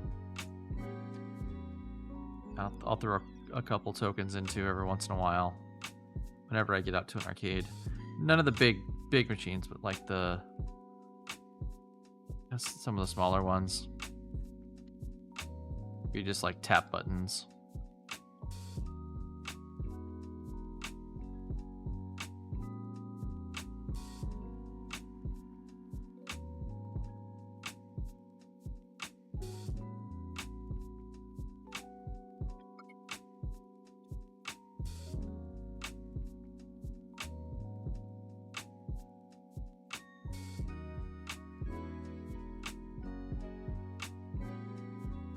All right, Chroma and Luma are connected.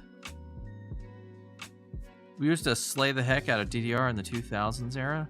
It wasn't all that good, but they were fun. Oh, you weren't all that good, but it was fun. Yeah, as long as you're having fun, man. That's what it's about. Okay, now I see the notification of the ad break. After reloading, some of the tracks are intense. Exercise 2. Restep medium.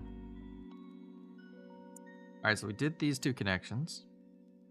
And we need to do this one, number 20. Which, now that I think about it, it should have made that yellow. But whatever. We can make it white.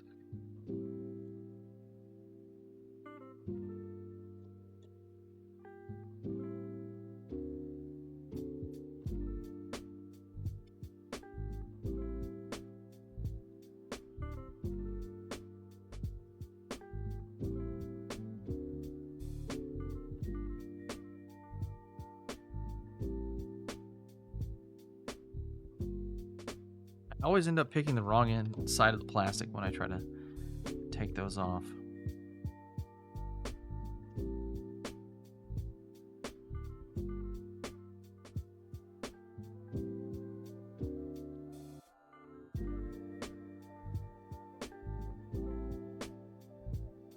All right, composite out is so. We've got Chroma, Luma, Trap, not connected. VCC, comp out.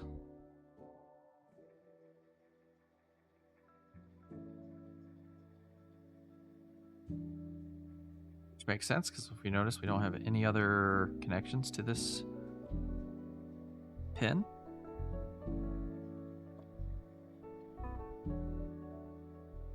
Get this soldered in place.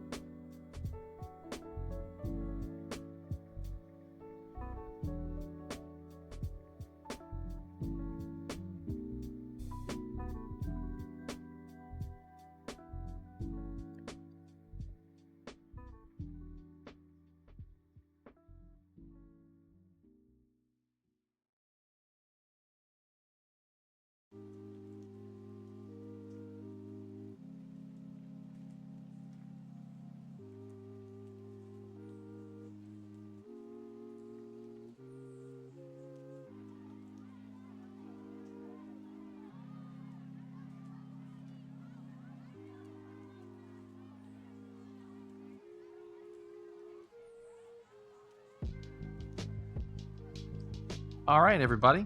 That's we're gonna take a 15-minute break. Be sure to stretch your legs, use the bathroom, get a snack, cuddle a pet, text a friend, hug a loved one, all that fun self-care stuff. And we'll be back in just a little bit. See you soon.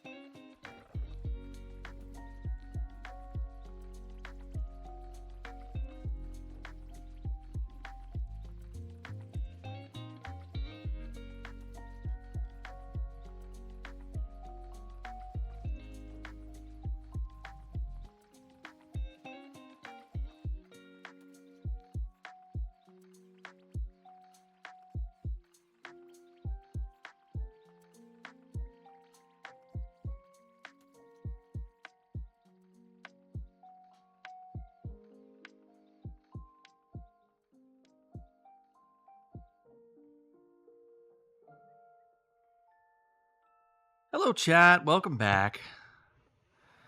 Oh, good night, Gaming Crossroad. Thank you for stopping in. All right, everybody. Let's get back to it. Hope everyone had a wonderful break. I got myself a little bit of pizza roll as a snack.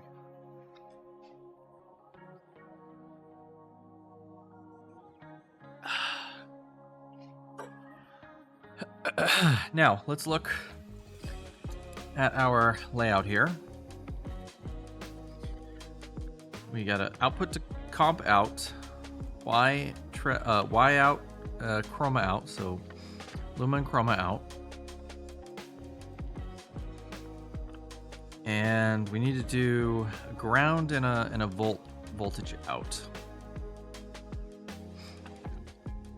So let's work on that.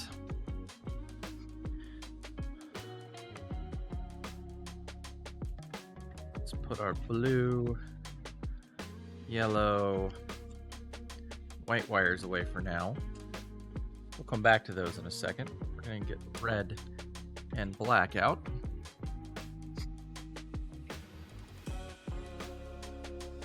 How do I always grab the wrong part of this plastic every time?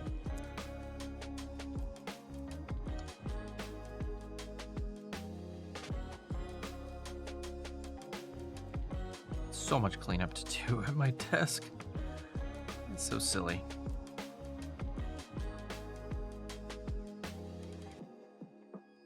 Alright, just gonna take a little piece of this. Not gonna need much.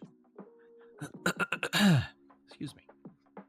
Alright, so we got a ground connection on pin 1 here. So that should be pretty easy to do.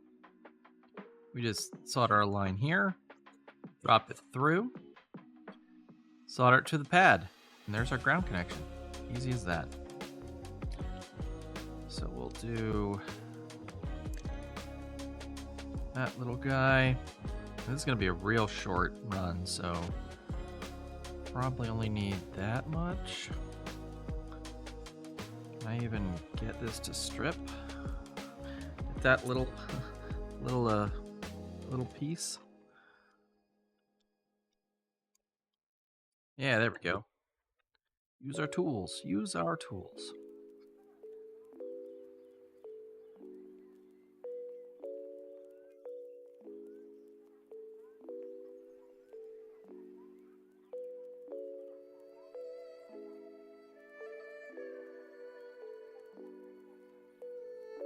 Ah, it fell through. You know what we should do? We should zoom in some. We should solder the pad up first.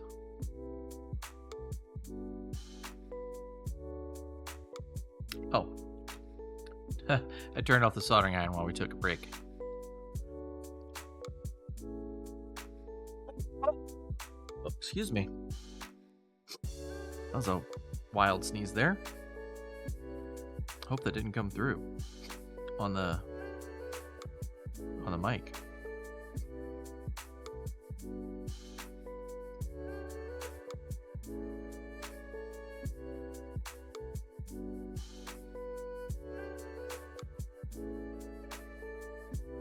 Mostly a wow. Wow. My sneezes sound like wows. That's amazing. I'll take it. I'll take it.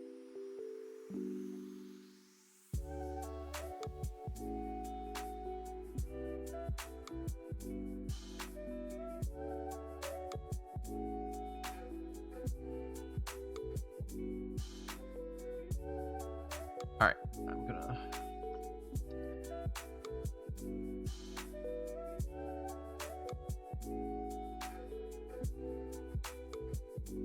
All right. Let me just move this on the other side. And we just gotta solder it up to this bus bar wire. Get those all joined up.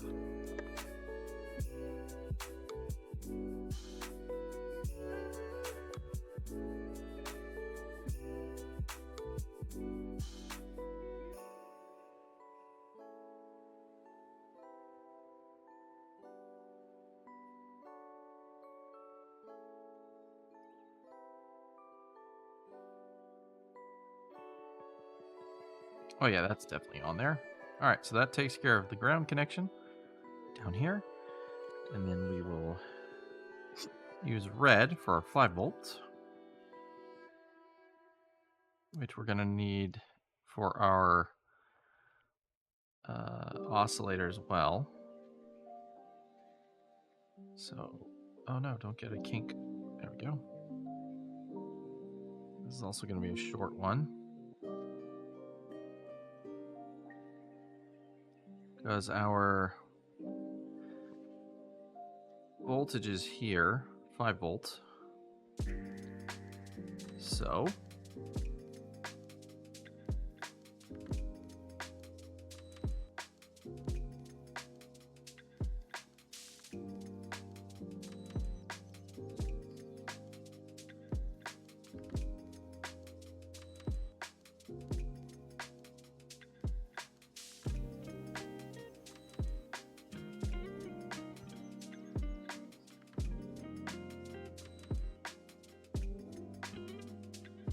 let's use this hole. So that way it's less likely to slip around when we're wiring the rest of the mods up to it.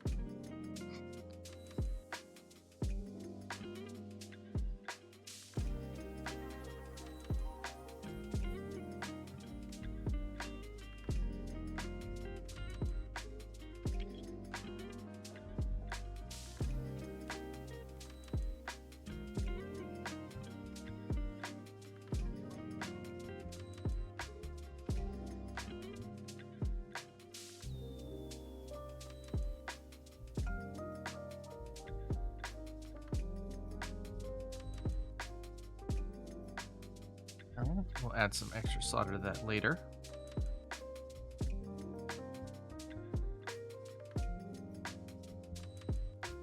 And we just connect this.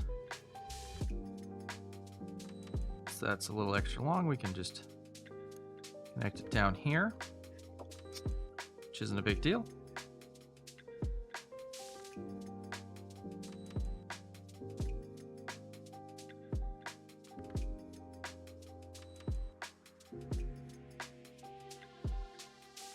Or the wire's gonna make it a big deal somehow.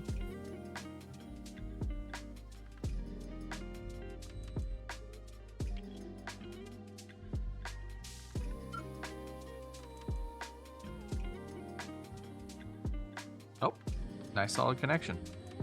All right, so we've got 5 volt, our chroma, luma, composite, ground. All right, that part's done. Now we get to install the oscillator. Wow.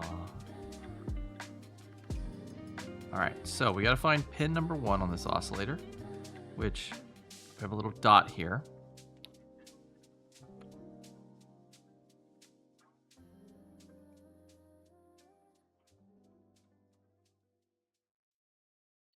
Right there, a little dot. You can see the little dot here. But also, you might not be able to see this on camera. There's a point. All the corners are rounded, except for this one. This one's pointy. That's also an indicator that that's pin number 1.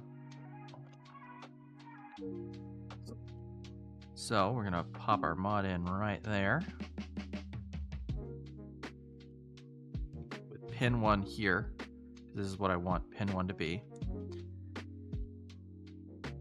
And pin 1 is not connected, so it's just used to hold things in place. So we can just solder pin 1 to this pad here to hold everything down. And then we can solder the rest of it in place with a little bit more thoughtfulness.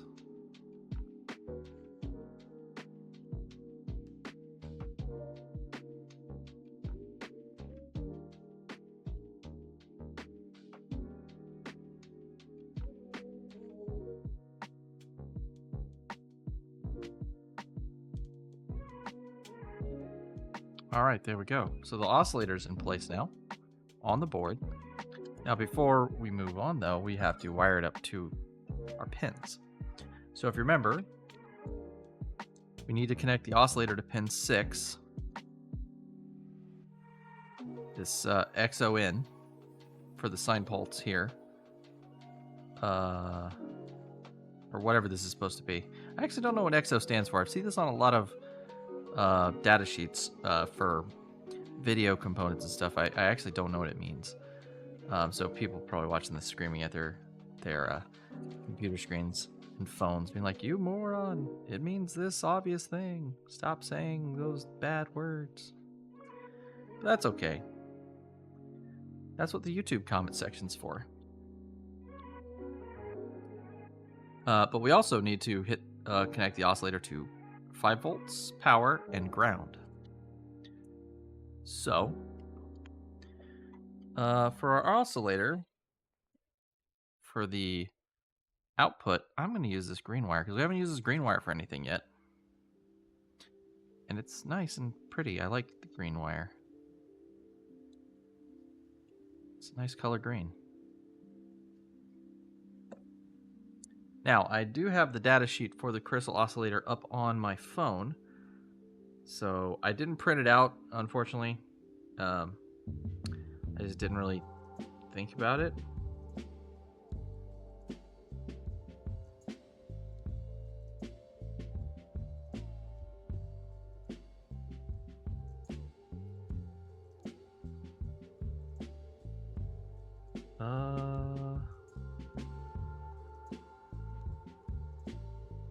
Oh no, did I accidentally close it?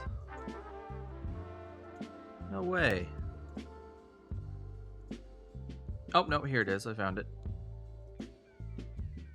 Alright, so pin 1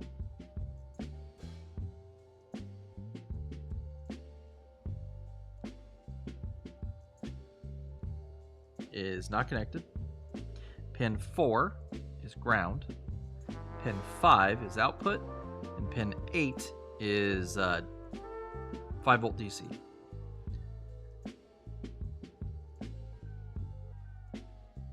So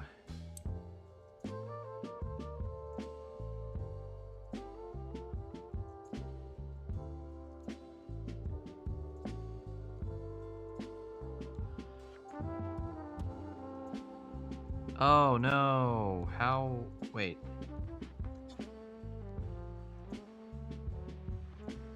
Okay, so this is a bottom view. Okay, good. I was looking at this data sheet and I was like, uh-oh.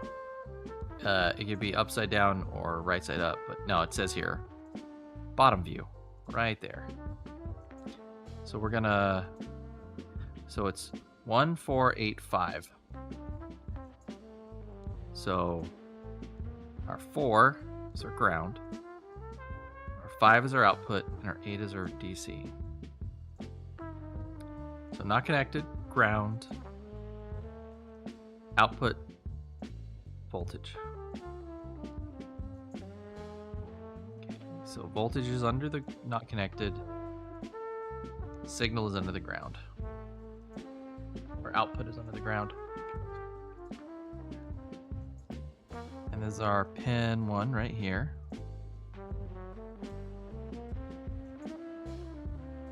So pin 1,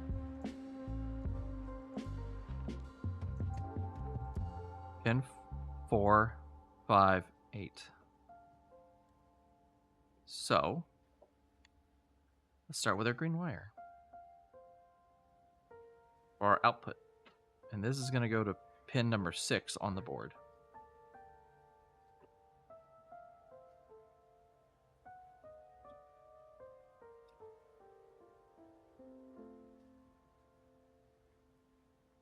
So we need to connect this here to this guy.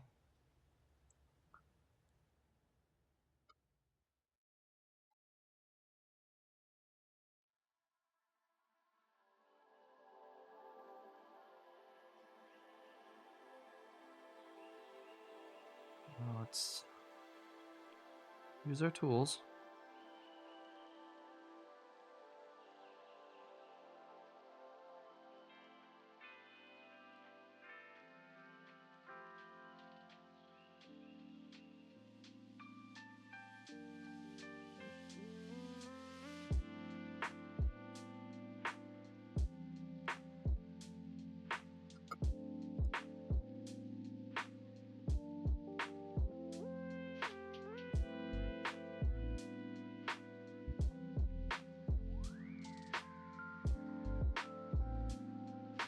this excess wire around the pin.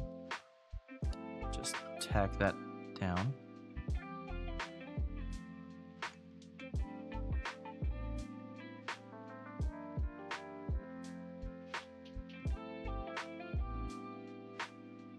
I'm gonna Father Ted that if I keep messing with it. So this needs to go to pin 6, which is 1, 2, 3, 4, 5, 6. So one above the white wire.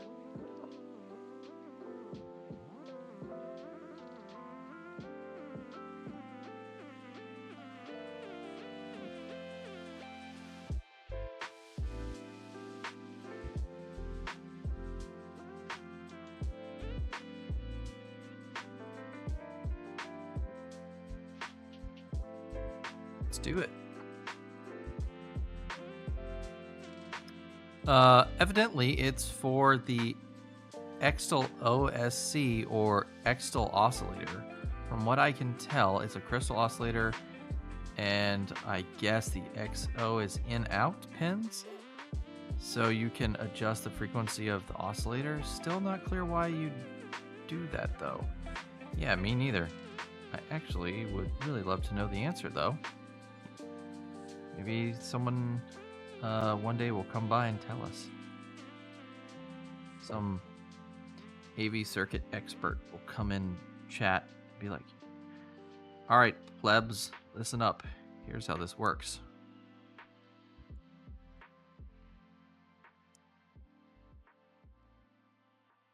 If they don't call us plebs, I'll be very disappointed.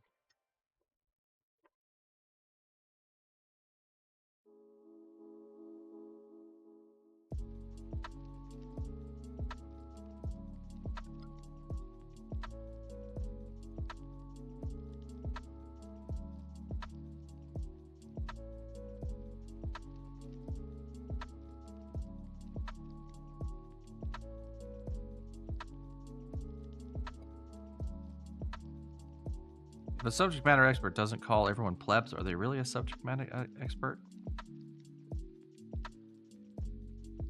That's the question you have to ask yourself.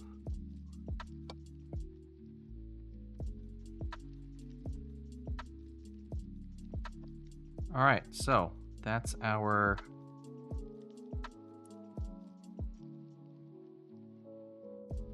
signal wire.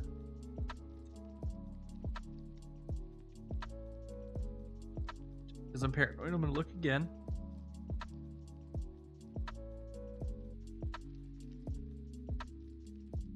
I kind of feel like I should have oriented this a little different, maybe with pin 1 over here.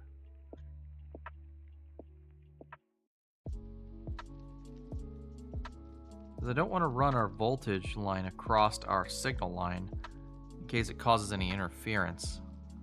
So I might actually desolder this and then move the rotate the oscillator a little, so that way pin 8 is over here, and pin 5. Let's see, if 1 is here,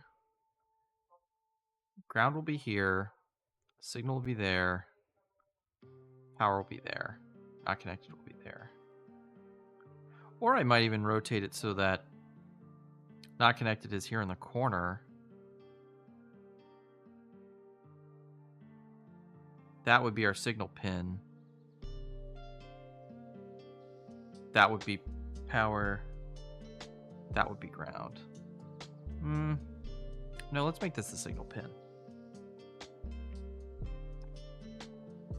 Extal is an informal abbreviation for cut off by Twitch for crystal.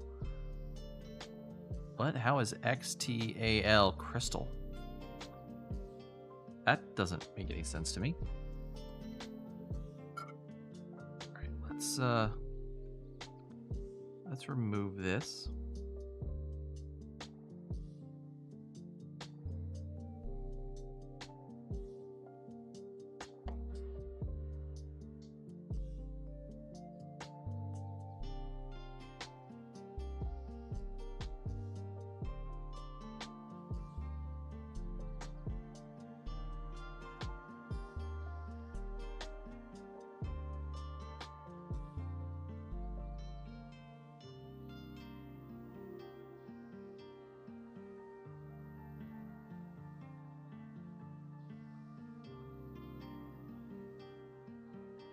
and plug in the Hako. We'll let the Hako give it a second to warm up. And we're going to take this oscillator out. We'll rotate it one rotation.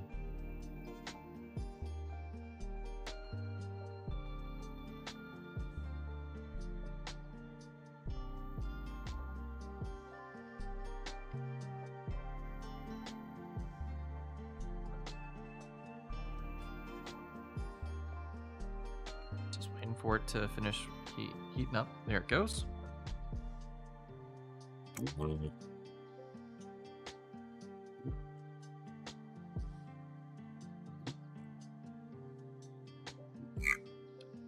So one thing I started doing with the Hako is after I finish sucking anything out of it, I go back with this tool and I make sure it's nice and clear in the chamber.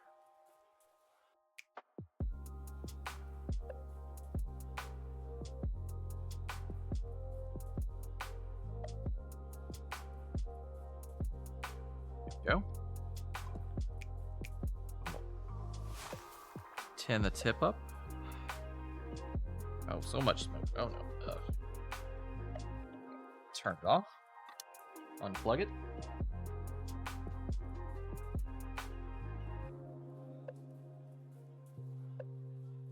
And our crystal oscillator should, it does pop right out. Alright, so we're just going to rotate it like that. Alright, perfect.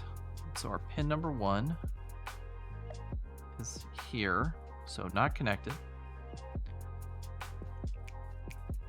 Not connected. That should be our voltage pin. That should be our ground pin, and this should be our signal pin. So let's go ahead and get our not connected pin tacked on.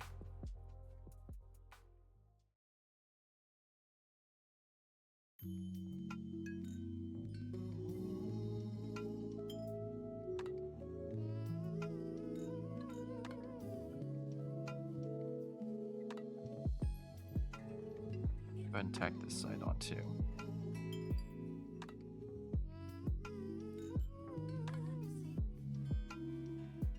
Doesn't want, okay, whatever. Well, just actually just do the soldering then.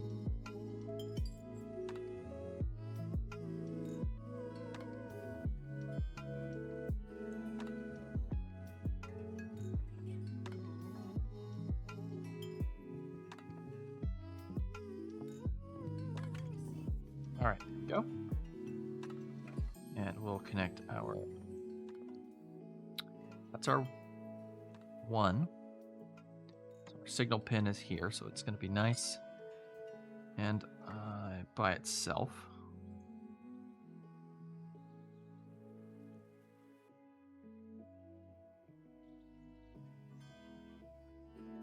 I'll even shorten it up a little bit.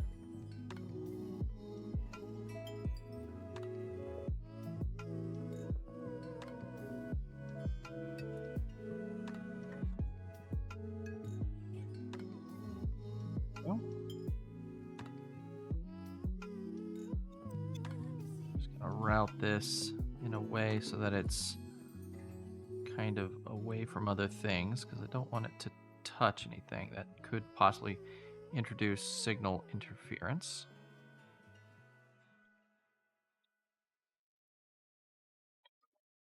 Just get the end here wrapped around the pin a little bit.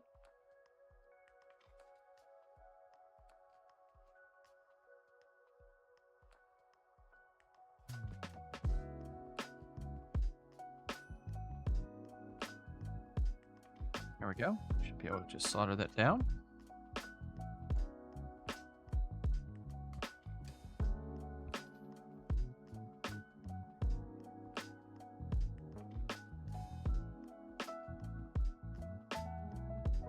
All right, we got a signal going to pin 6 from pin 4.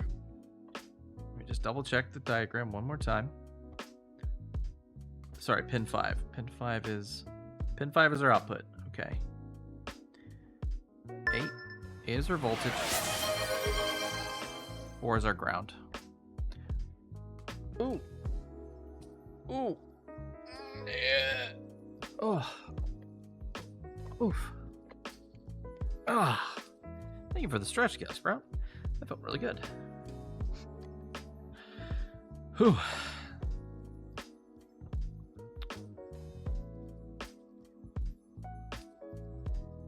All right. Let's see.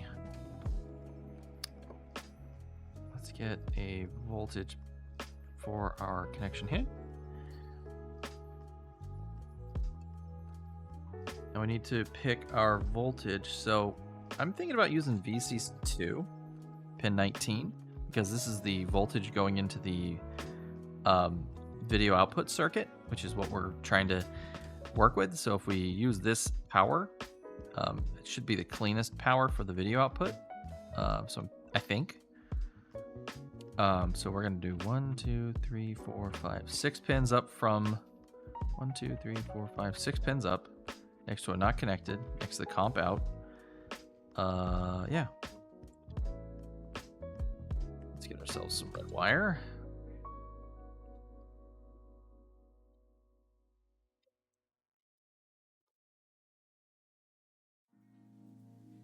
Here's our pin 1.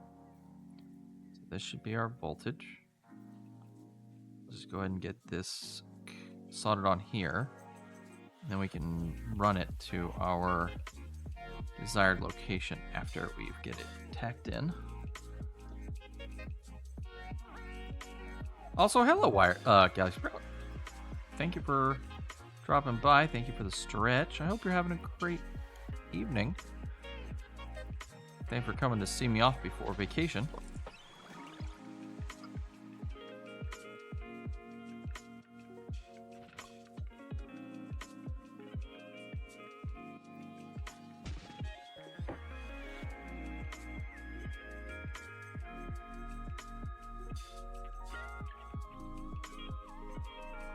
All right, that's a good solid connection there.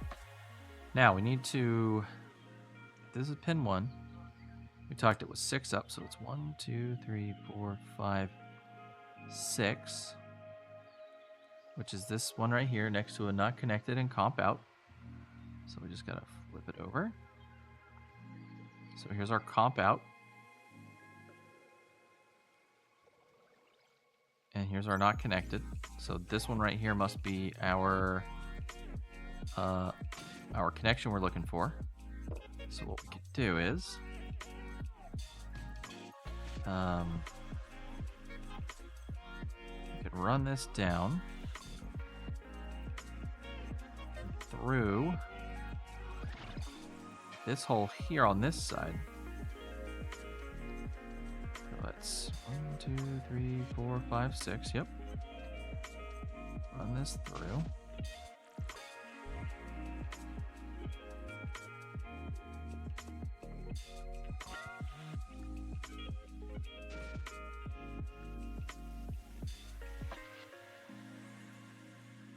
And then we just connect it like so. Actually, no. That's not it. It's on this side.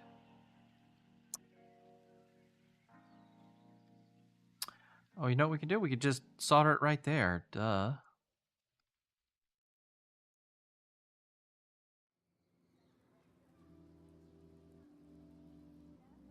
That's way easier than what I was planning.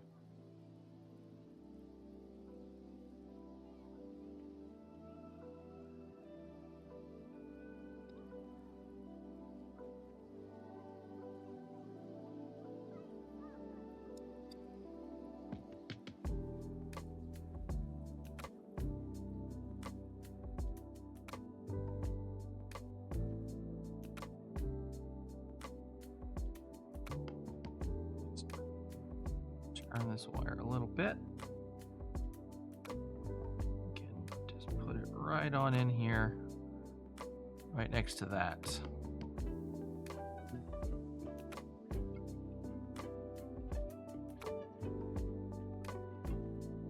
How's that look? How's that look, Chad? I think it's looking pretty good. May you come back not sick. Thank you, Galley Sprout. I appreciate it. I'm going to be getting lots of rest and relaxation by the sea. At least that's the plan.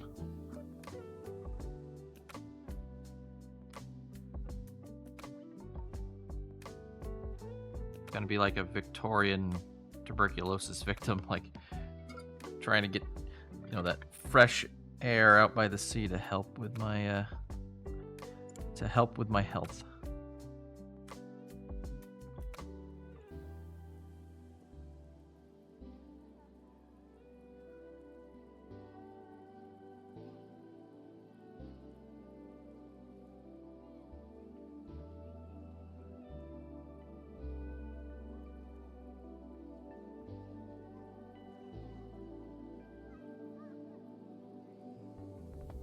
Well, that doesn't want to stick.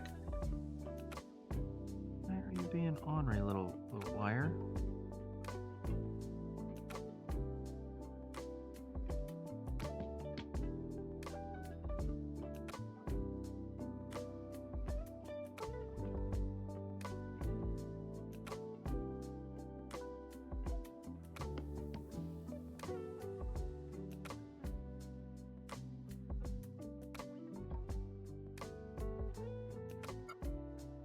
I think that did it. As long as it didn't bridge anywhere, we should be good.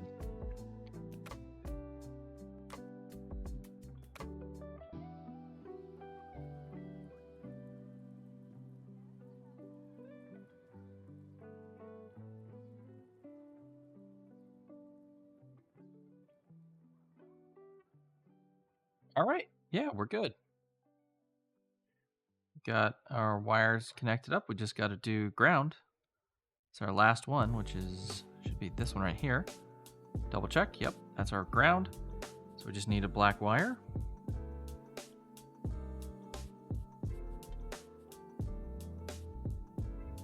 And let's find out where our ground is. So our ground, oh, it's like right here. It's like both of these end pins are ground, so either one of those will work for our purposes.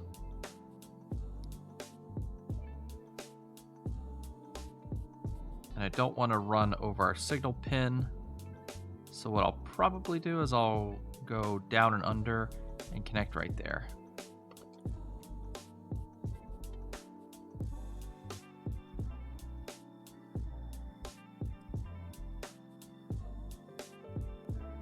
Just get our wire ready.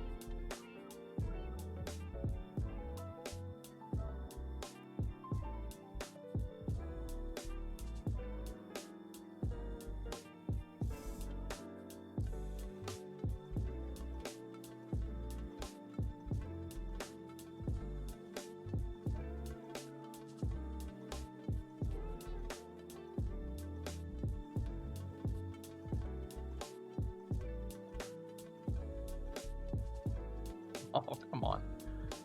Wire. I gotta be so difficult.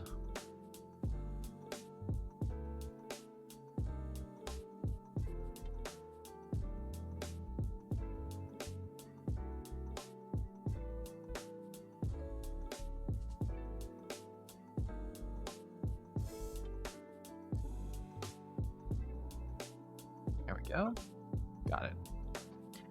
Alright, now we just gotta manipulate this guy to get to our ground connection over here. Which it does easily. We'll solder that together. And then that's all the wiring done.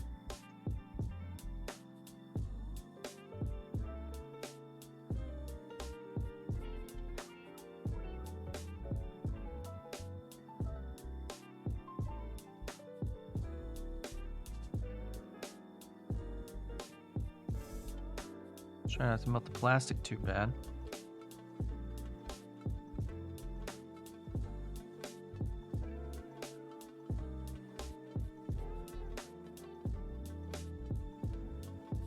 Solder there for us to work with.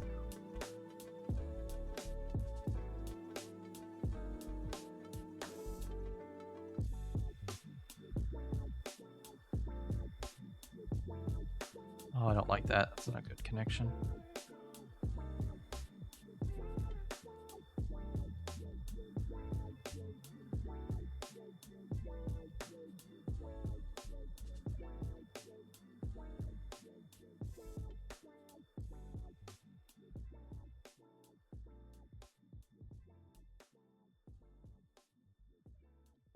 There we go. That's a much better connection.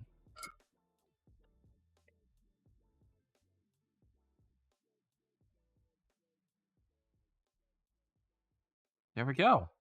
We're all done. Check this out, chat.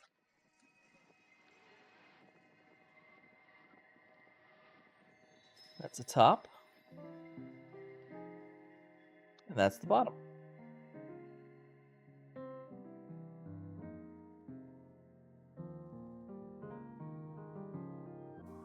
This is how it'll sit in the system. Need to break this part off.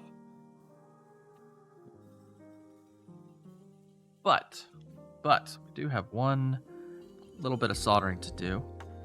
Now that we've got all these wires connected, we need to connect our breakout board. And once we get that soldered in place, we need to solder our CXA 2075 in place on top. So let's get this on here. Perfection. Look at that. Oh, that was satisfying. All right, let's get this soldered in place.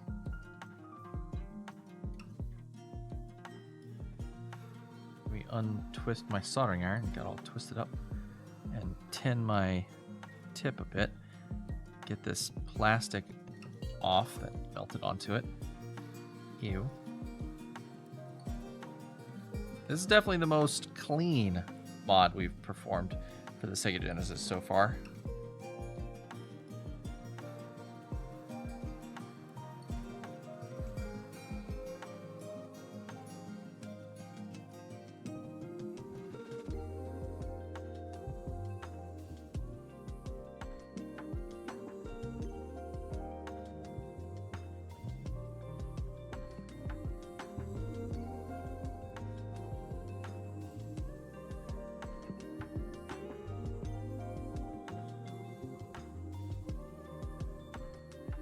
Solder these pins to the breakout board.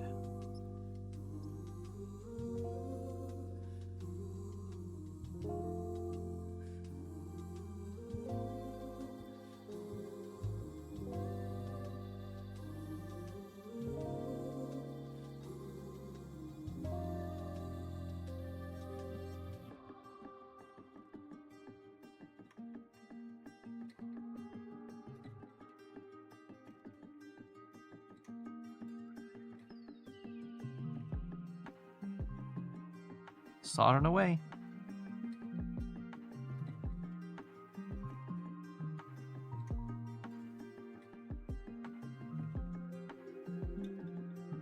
This is nice and like meditative to me, just sitting here and soldering little pins all in a row.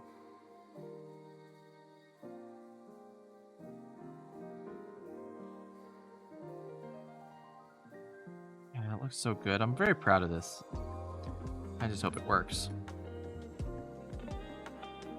I mean, even if it doesn't solve the jail bars, I will be a little disappointed if it doesn't solve the jail bars. But I'll just be happy we built this nice board. And that the nice board works. Gosh darn it. There's our ad break. I can't get this pin to solder in place.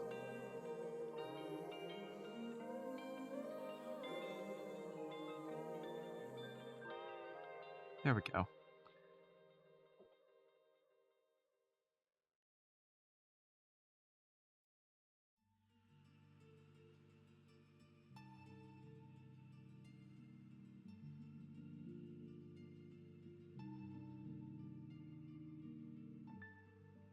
We're not done yet, chat. I see that ad break.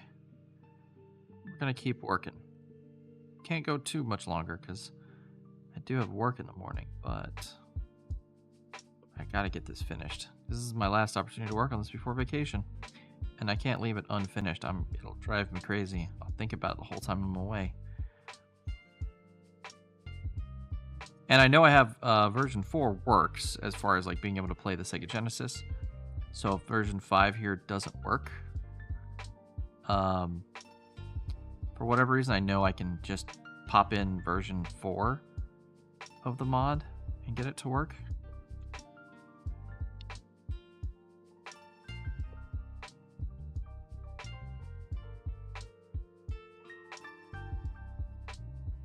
So I won't be too obsessed with thinking about it while I'm gone.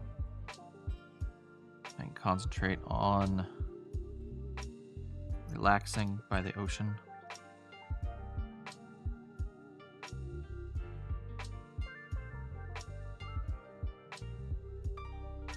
I'm super excited, by the way.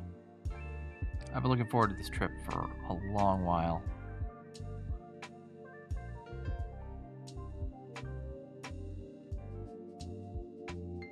All right, looks good as far as the solder goes.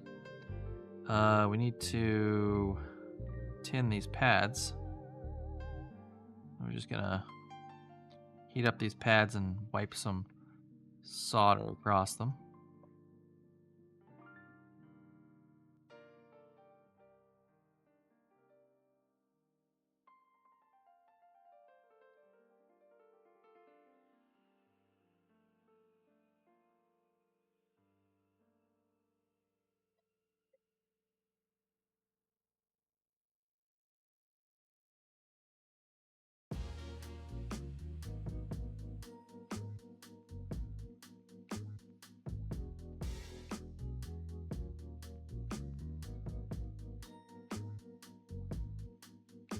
Pads came pre-tinned, but I've found that they are lacking. Not very well tinned. Maybe if this was getting put into like a you know, machine that's doing the soldering, maybe it would be enough. Get a pick and place machine or something. Little old hand soldering me? No, I need more. But that was apparently a little too much.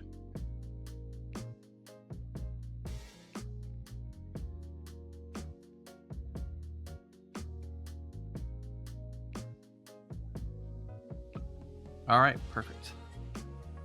All right, oops, got our foam on there. 30 seconds until the mod, or until we have to go to break. Where did I put that chip? Oh, here it is. All right. Just gotta hold it in place. I'm gonna snooze it for a second. Alright, just snooze it while we do this last bit. So I wanna get this chip on. I'll use these tweezers. Get a better grip.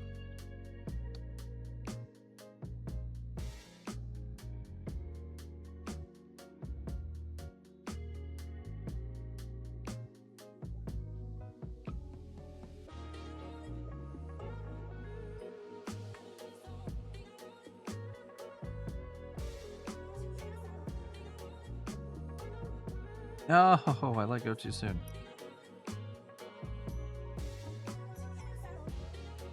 Oh.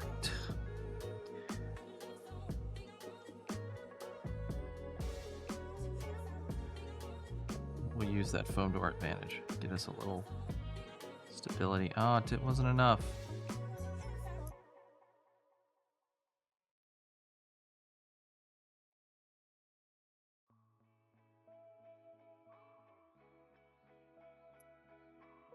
Let's come at it from this side.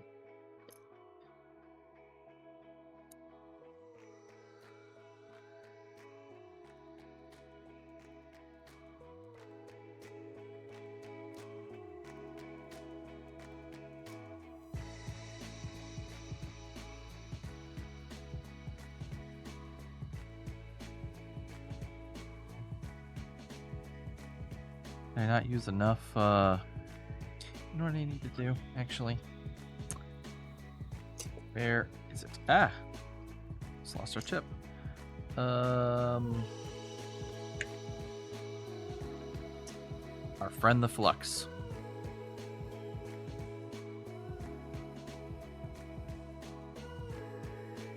Got some flux here.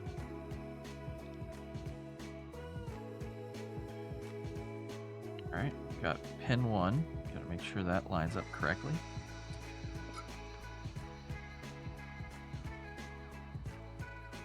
Use our flush cutter to hold our board down. Remove that one. Take that one to the bank. No, why are you not sticking?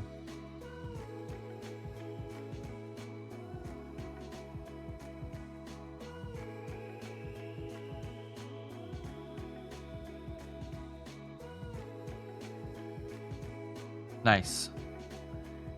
Do the other side. Make sure these get connected. Oh.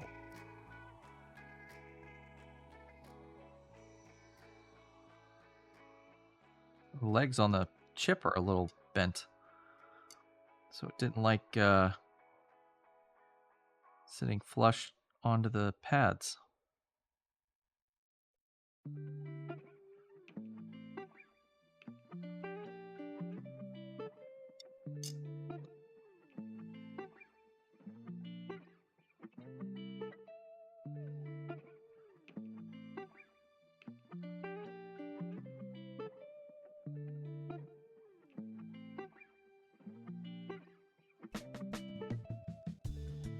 All right, we got it connected. Now, just to verify, we've got everything on there. Before the break comes for us, we need to hit the microscope O vision.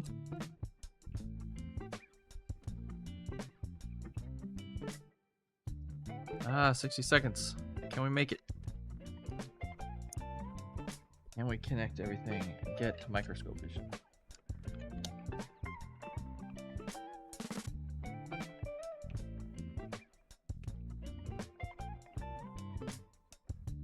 Would you like me to do another snooze? Nah, I think we're good.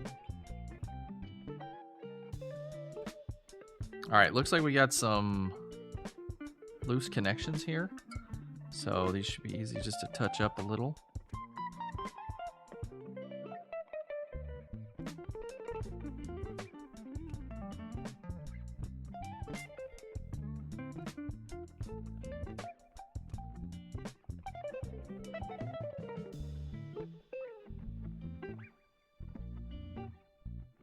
Alright. That's our ad break. We'll be back in just a minute. Don't go anywhere. We're almost finished. I'll just touch these up, test them all out. When y'all get back, we'll be ready to install. See you in a second, chat. Don't go anywhere.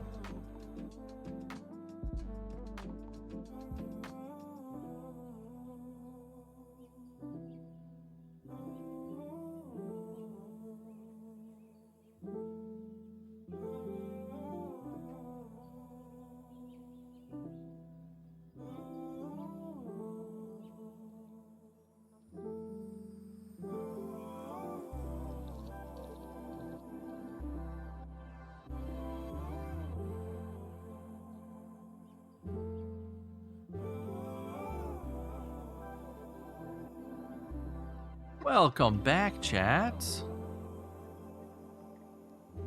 Hope everyone's doing well. I just noticed I was checking all the connections here, and I just noticed that this one for our Luma wire was just a little not to my liking.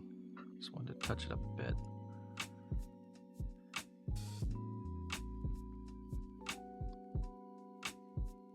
We lost a pad right there, but I mean, the wire's doing the work, so.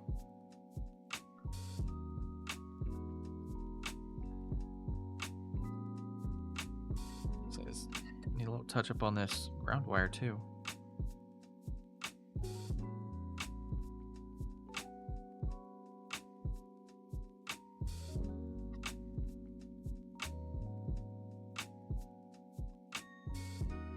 All right, everything else is looking great. I think it is time for install.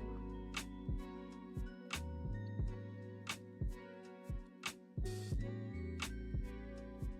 me turn off the microscope.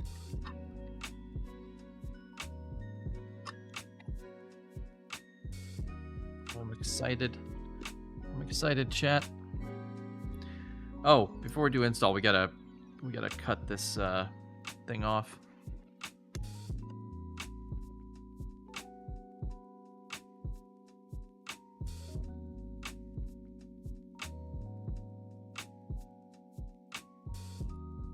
And we're gonna do that using a knife, a little hobby knife, to score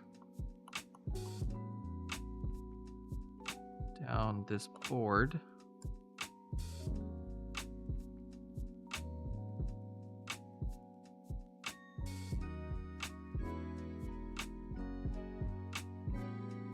Now, normally I would just cut this with cutters and then break it, but it's such a long cut, I don't want to run the risk of that.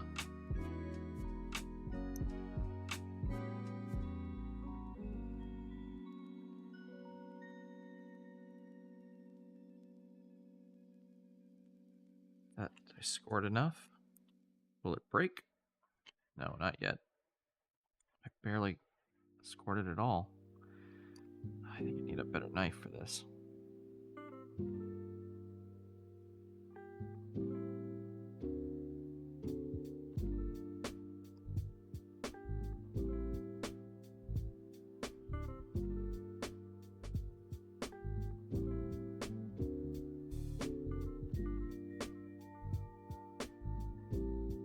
This blade is like super dull and worn out, so I'm not really concerned with how I'm doing this.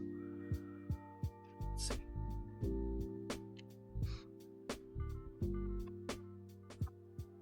Yeah.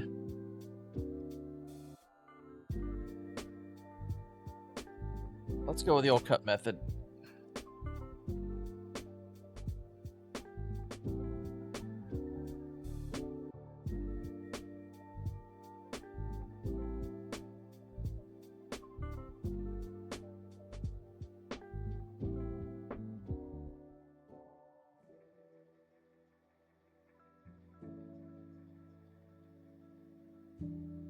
You know what I might even do?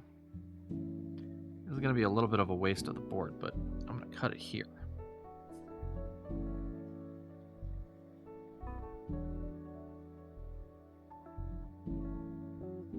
And break it off there, and then I can slowly chip away at it in more controlled fashion so I'm not chancing breaking the part of the board I've been working on.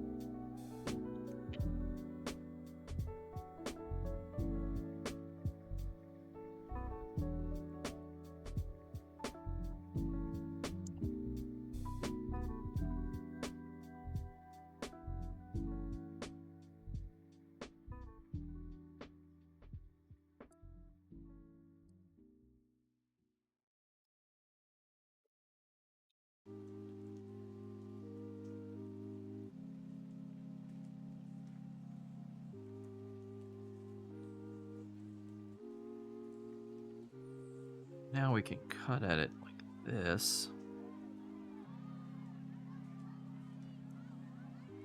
Owie.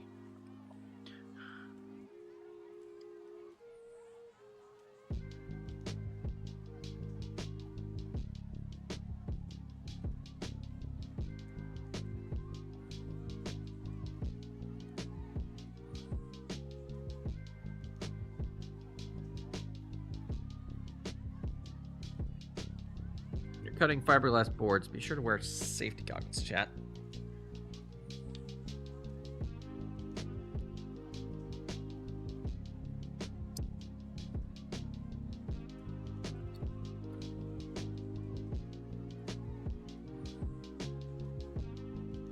That piece just flew like 30 feet that way.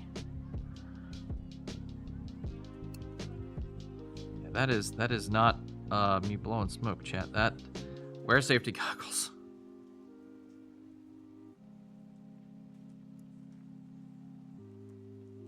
I need to go find that. Hold on a second.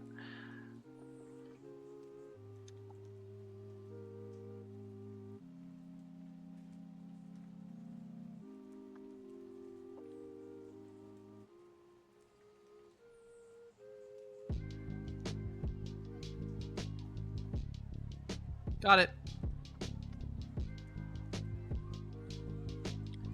All right, our mod board is cut. Not super pretty. Not a super pretty cut, but I didn't want a chance messing with any of our connections, so yeah, there we go. All right, next step.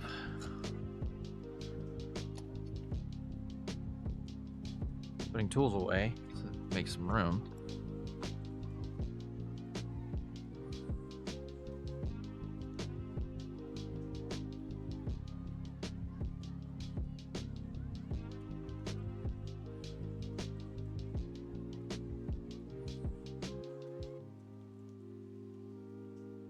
I'm gonna need to find a place to put all this new wire I bought. Maybe I can put it in a wire ball? Sorry. That was bad even for me.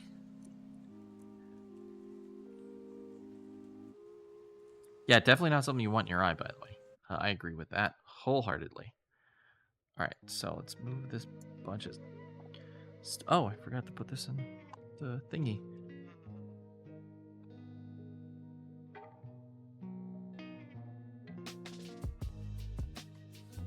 My name is inspired by this sort of stuff, so it is apt. Oh, thank you for humoring me. All right, let's get our toolkit out. Just need this part. I keep forgetting that this whole thing just comes out.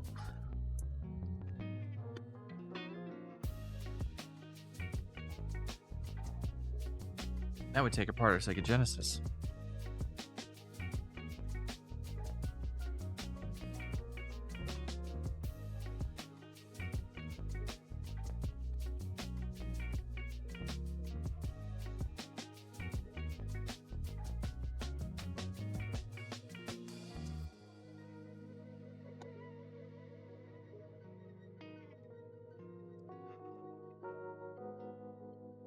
Six little screws.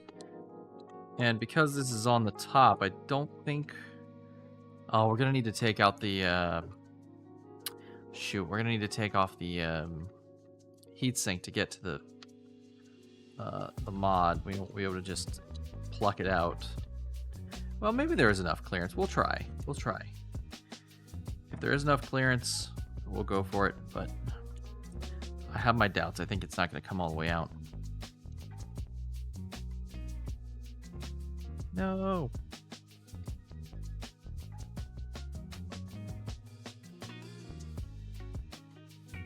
Especially because we made it so much taller with that socket we added.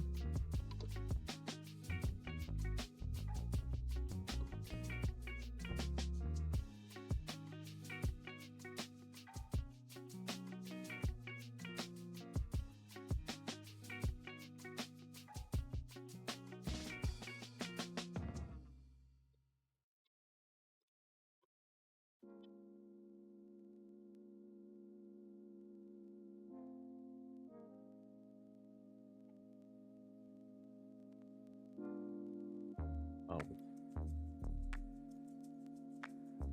All right. Let's do it this way.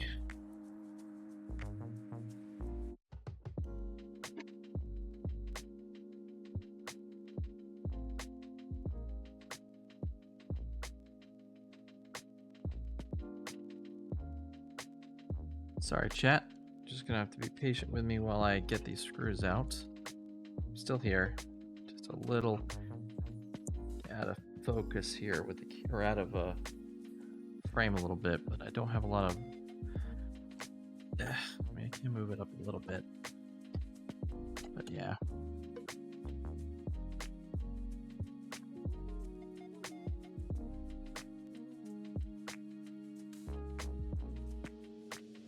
This RF shield off.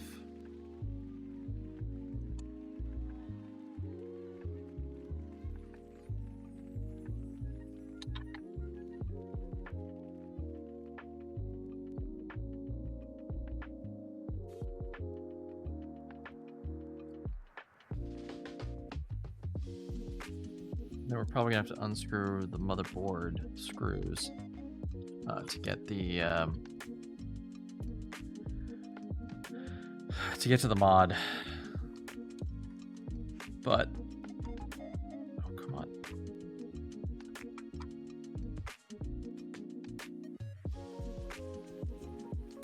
Yeah, I unfortunately we're definitely not posting this VOD until we get back from vacation. Just not gonna have time tonight because I gotta go to bed after we finish. Oh, I missed a screw.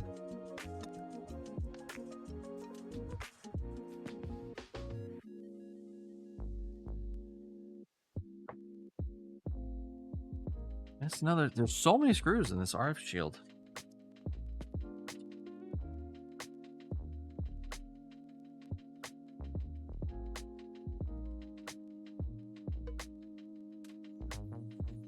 It. All right. Let's see. Oh yeah, we definitely don't have enough clearance to pull that off, so we gotta take the whole motherboard out. Ay caramba. All right, let's make room in one of our little parts bins for the motherboard screws. Let's see.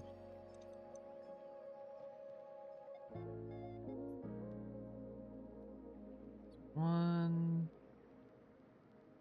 Then one here.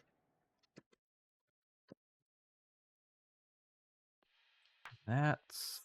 There's only two? I could have sworn there were more. Maybe I'm misremembering. Nope, that's it. Alright, gotta get this up and over here. Guy. Power off. Alright. So this is gonna be a little annoying. I'm gonna have to redo this part here.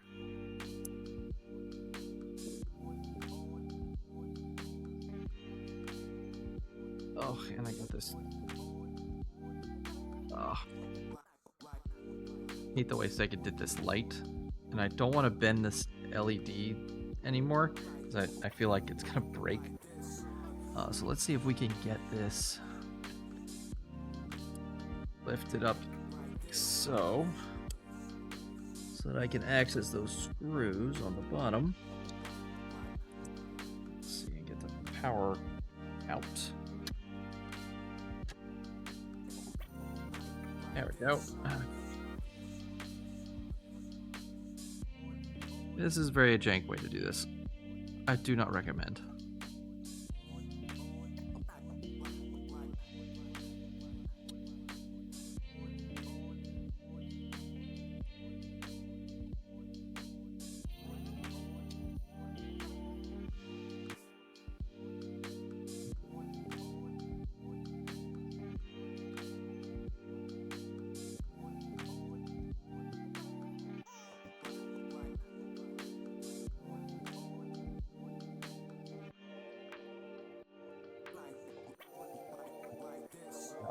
Two screws for the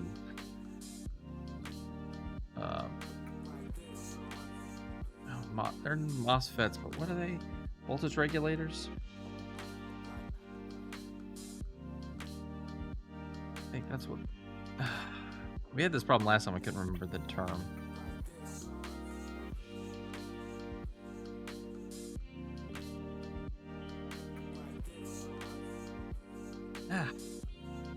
Just dropped everything all over the place.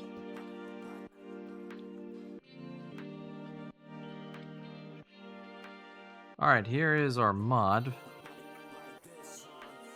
Version 4. And so what we're going to do is we're going to desolder all these connections.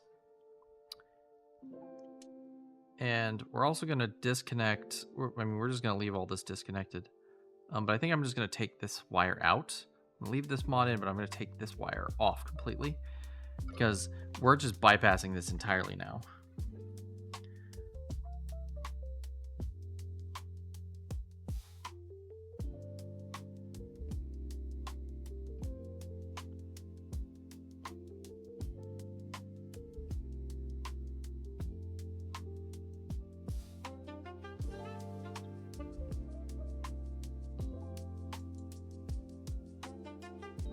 I don't want to...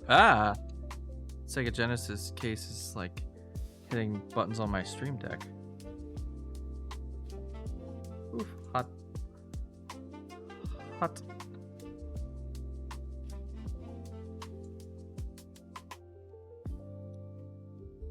Alright, put that over there. So we're going to leave this little mod board in here because it's not doing anything. To get in our way, so we're not going to bother uninstalling it completely. Oh, I forgot a wire.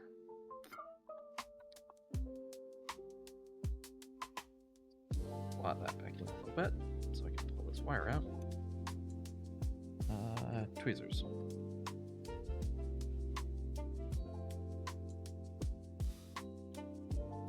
Alright, version 4 of the mod out.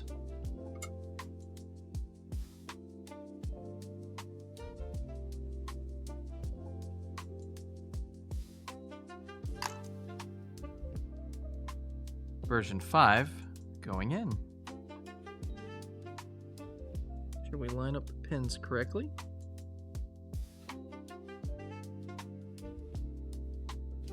Perfect fit. Look at that. Look at that, chat. Went in smooth. Alright, now we just got to line up our connections here. We have a ground connection, which is now way too long. So let's... we'll just route it a little bit away here. So let's get it on there.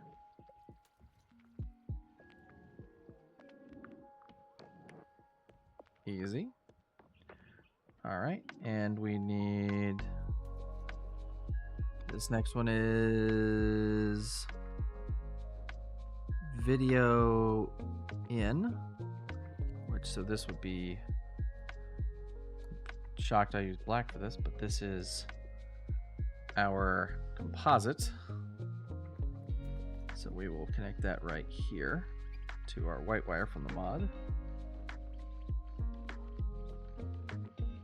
Perfect.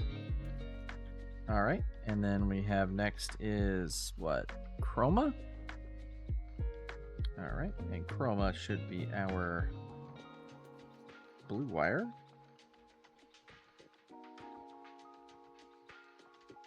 We can connect here.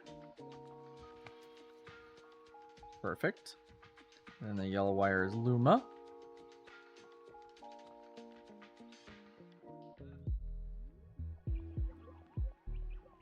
Smooth that out some.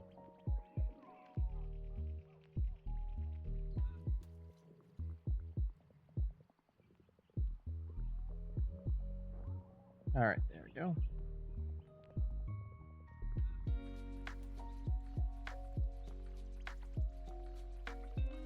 There we go. All right, we still got our stereo connection. Oh, almost forgot our power.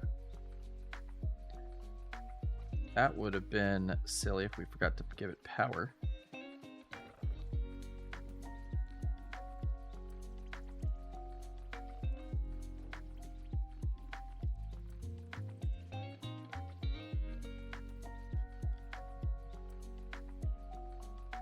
All right, there we go.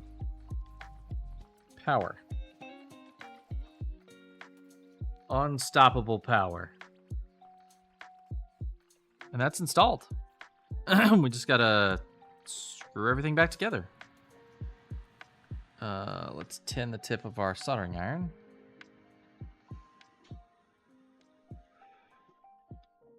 Now, before I screw it all back together, I am going to do a little test run.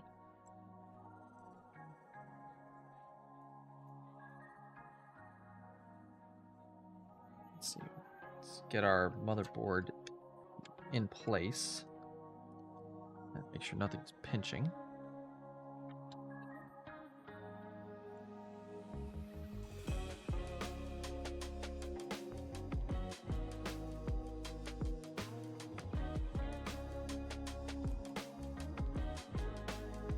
All right, there we go.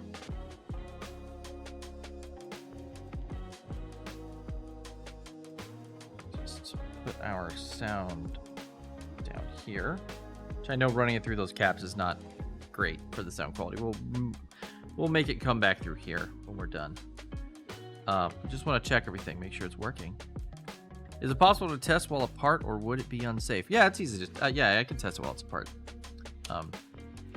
I don't like doing that, but I mean, yeah, it's not too bad.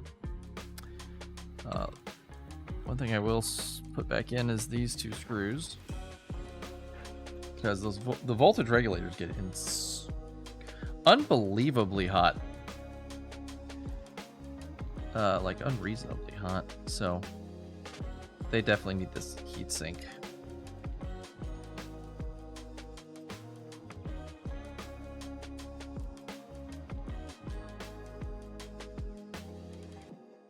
But other than that,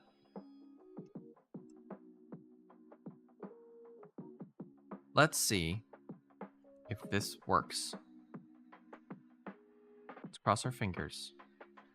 I'm going to take this over to the gaming room. I'm going to set everything up, and we'll test it together. So give me like 2-3 minutes. I'll be right back.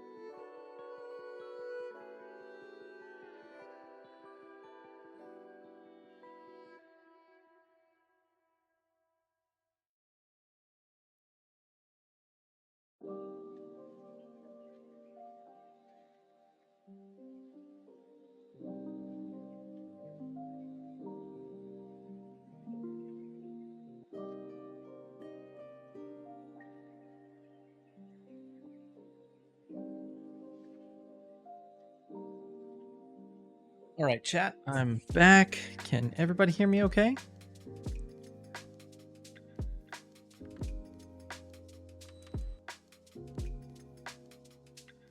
Let me refresh the scene here. My lag is like real bad. You can hear. Awesome. Okay, so we're gonna give it a try. Haven't turned it on yet. I've got a game installed. I've got it plugged in.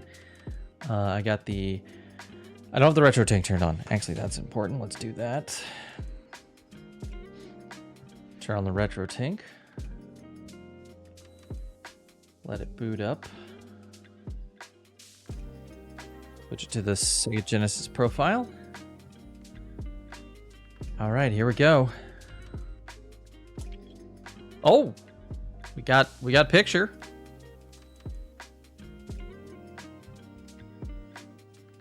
All right.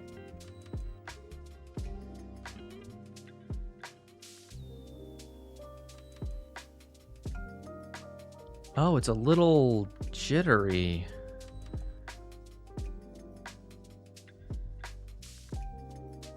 Oh, there is some jitter. Interesting. What's causing that?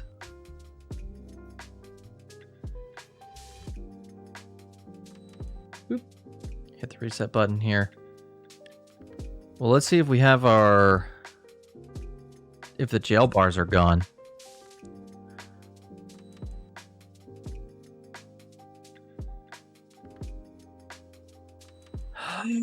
The jail bars are gone. Although I have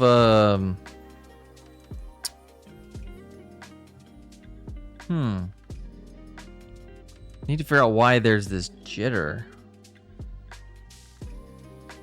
Is it because maybe the crystal's not 100% synced? Or maybe I should take power from a different place on the board for the little guy?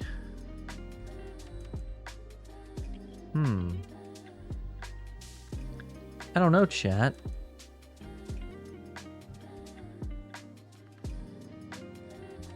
Could be the CXA 2075 I used is bad. Interesting. This is a very interesting result. So 110% fixed the jail bars. So the jail bars are totally gone.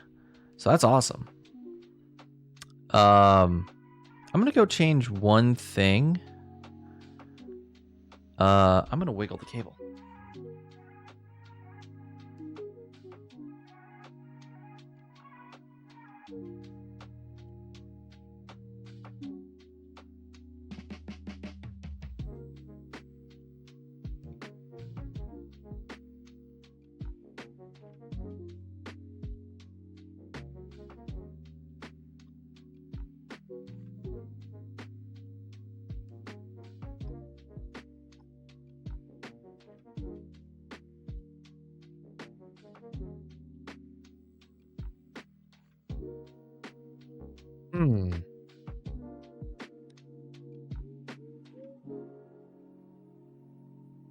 That's really interesting. I wonder if, the crystal just slightly off.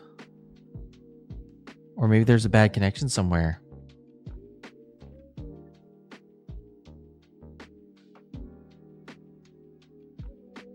Because it's kind of rolling.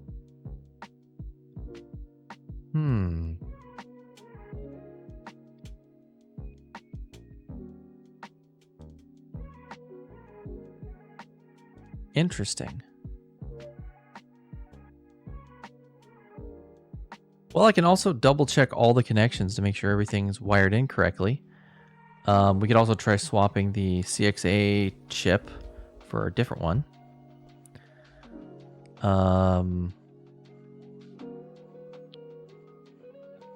Let me turn, I got, for some reason I turned on scan lines on this and the scan lines and the vignette I use for the BRB screen. Let me go turn this off.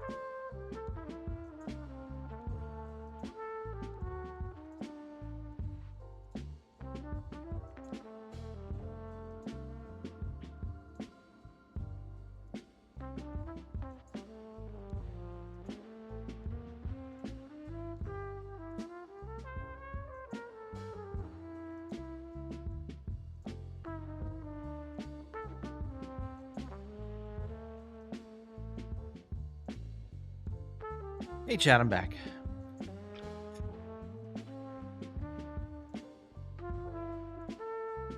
How's it going? Oh, it's right. Okay. So I am going to just take this off completely. Means I need to bend these wires again. They are going to break.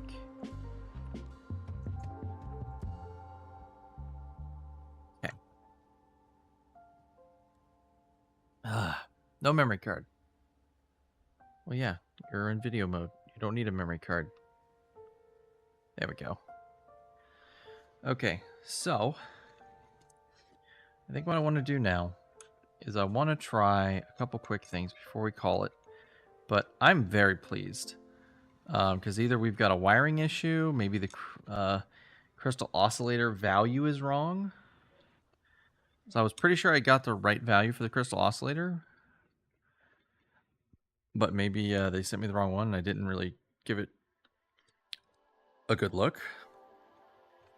Ooh, that thing's hot. Oh, it's toasty.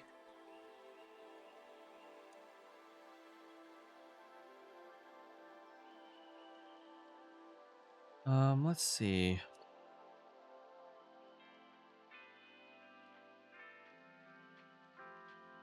Just looking for any, like, thing that just jumps right out at me as bad.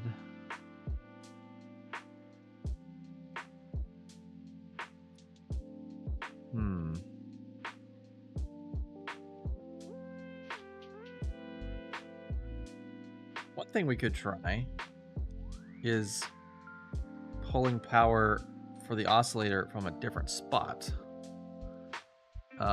So instead of pulling power from here, we pull it from VCC1, which is straight off the board power, which is chip pin 12, so all the way in the back. So we would have to get this wire all the way over to this wire, way over here. But I want to try it, so I need a longer bit of wire. Do I have any long wire hanging around? Extra? This one reach? I don't think it will. It's like pretty perfect length for its job. But yeah, I'm wondering if the VCC2 is like slightly like weird in how the power is being delivered to it.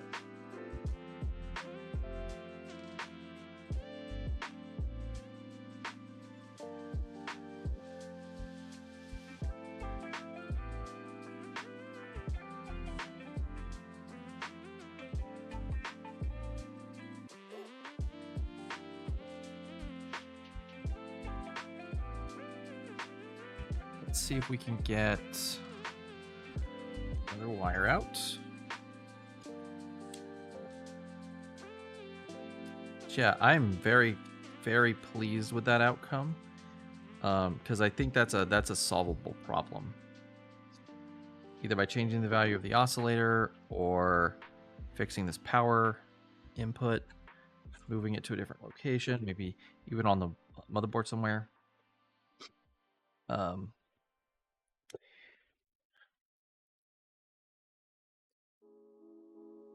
want to try this and maybe like one other thing before we call it for the night.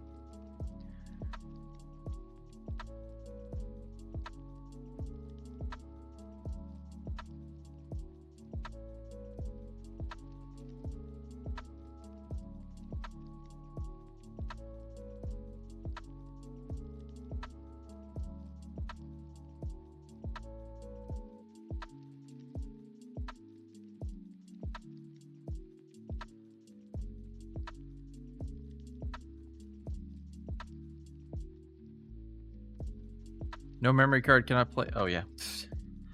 Yeah, I always have to change that on the camera when I start it up. If I've unplugged the HDMI connection, it always has a little freak out. All right, we're just gonna that as close as we can. We're just doing kind of a rough and dirty. Oh, whoops. Don't melt the ground wire.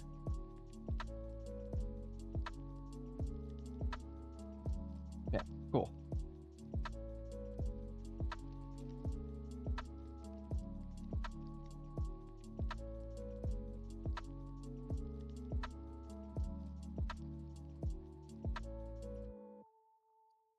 All right, so all we changed, we moved the power wire. And in fact, I'm even going to run it out the outside of the mod, just so that it's not picking up interference or causing interference.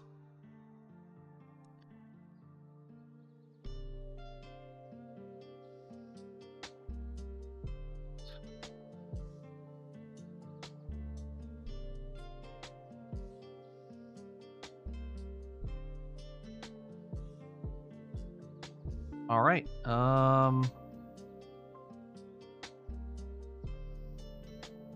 Yeah, let's give this a go. I'm gonna run over to the room and try it just real fast to see if that made any improvements, because I can see it on the problems on the CRT TV as well. And I'll report back. So hold your seats. Hold on to your seats. Yeah, whatever the expression is.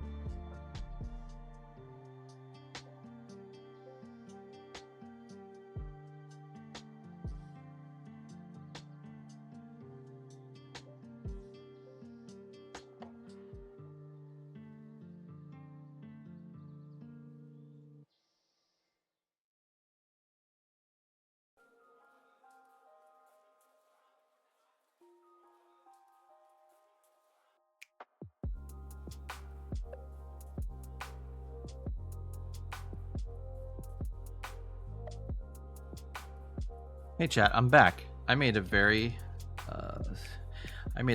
quirky little mistake. I soldered that pin 13, which is not connected. I need to solder it to 12. Glad I caught that before I powered on the system. That could have fried the whole chip. Did a lot of damage to various things.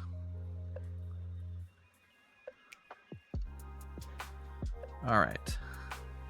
We need to connect this to 13, which is this guy over here, which I should be able to just tack onto this here.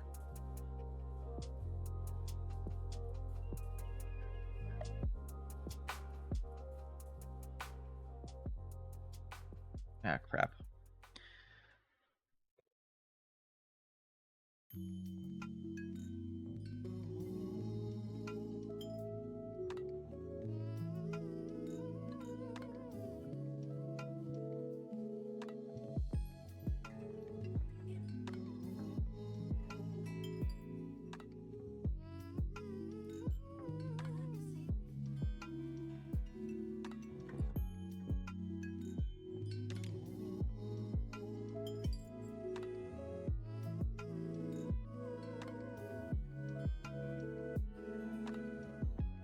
All right, there we go.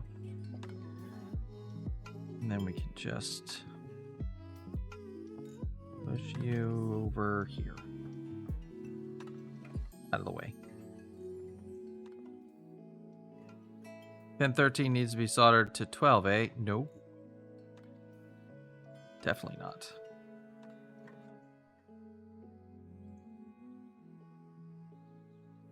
All right, let's go back into our slot. All right, now that that's corrected for, let's try it again. I'll be right back.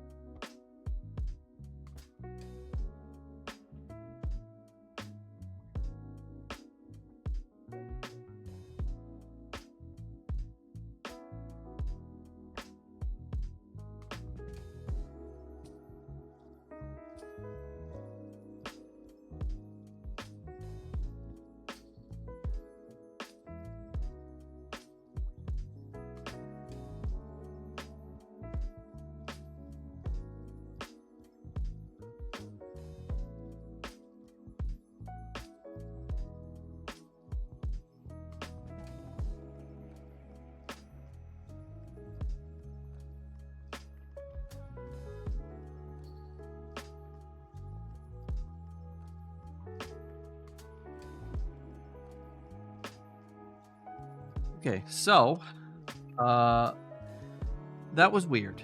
So we lost color.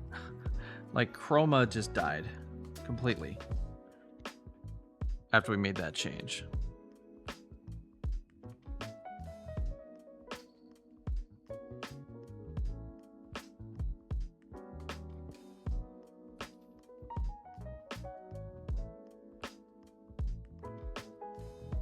Did I accidentally desolder something?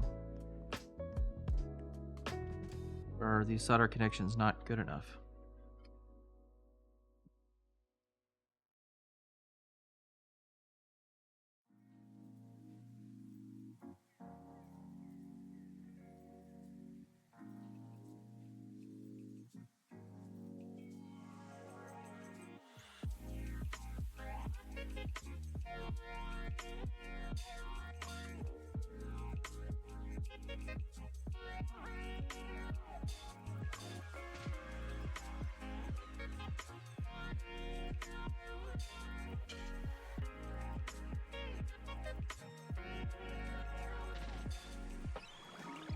Thing I want to try.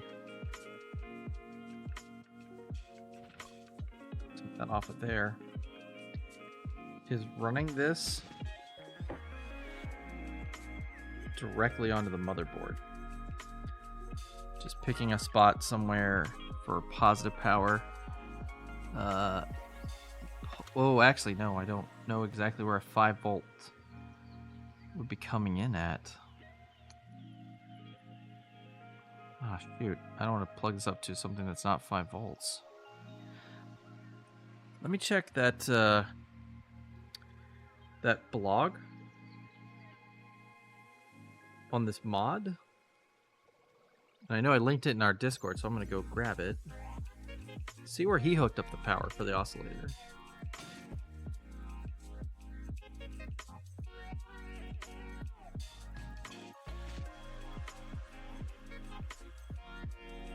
Oh, I see Wireball posted something there. That it's a big pain in the butt. We have learned. We have learned.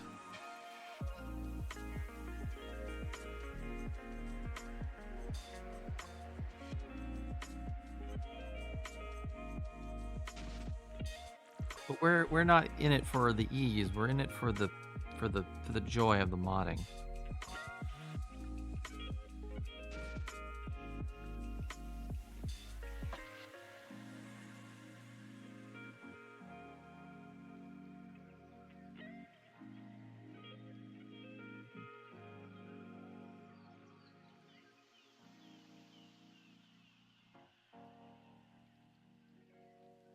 Let's see.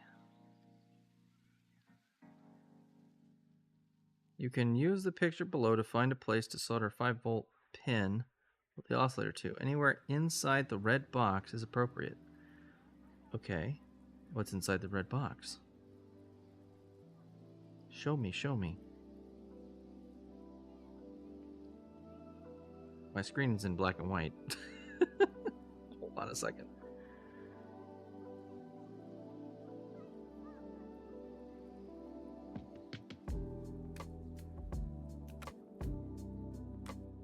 They're saying, like... Oh, they have a completely different model than mine. But I think they're just tying into this pin, though. Which is what we just did and lost our... Lost our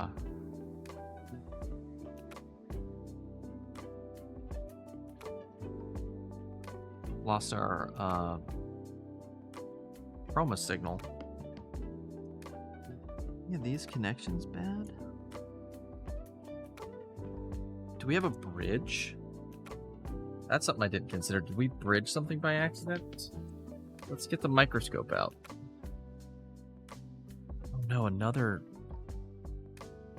ad break. Oh no. Interesting, I found a forum thread when someone was mentioning losing color as well.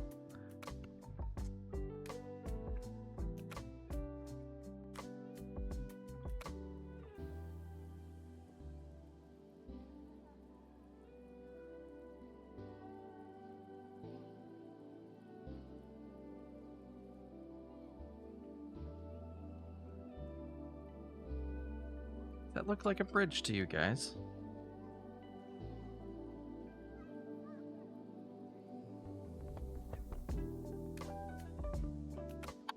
Oh, we might have a bridge situation here.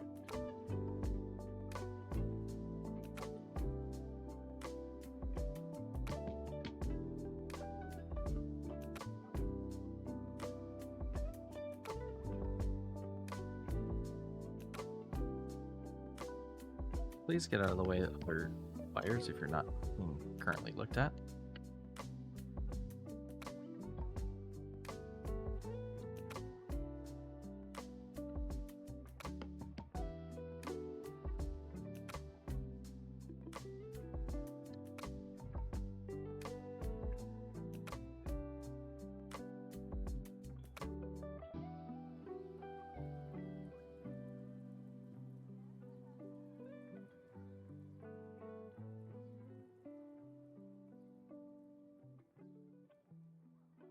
Oh, there's a bridge there. That's probably a problem. We're probably putting voltage back into the chroma line or something.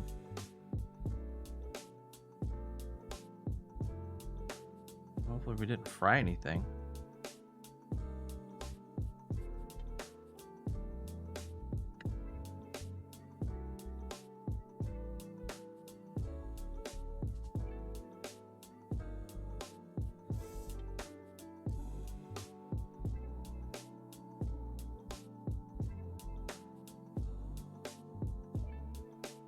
Ah.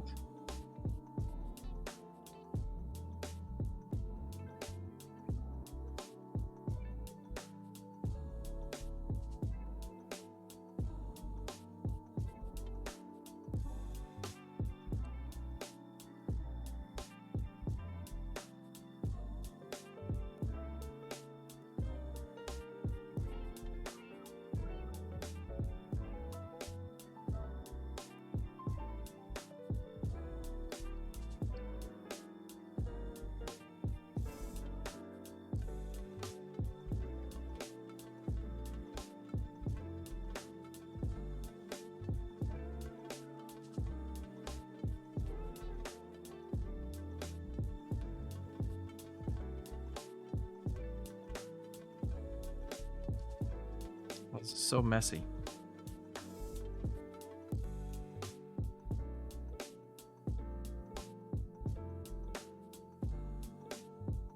This is why I wanted to use solid cables. Ugh. Or wires. Solid core wire. Okay.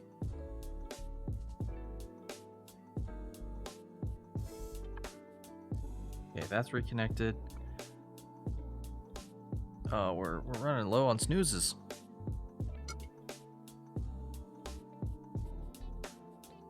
All right, now we gotta reconnect this cable. I think we're safe to put it back to pin 13. Actually, you know, we did lose, it got worse when we did it to 13, so let's go back to pin 19. I don't remember which one was pin 19. So this is 1. 19 is this guy.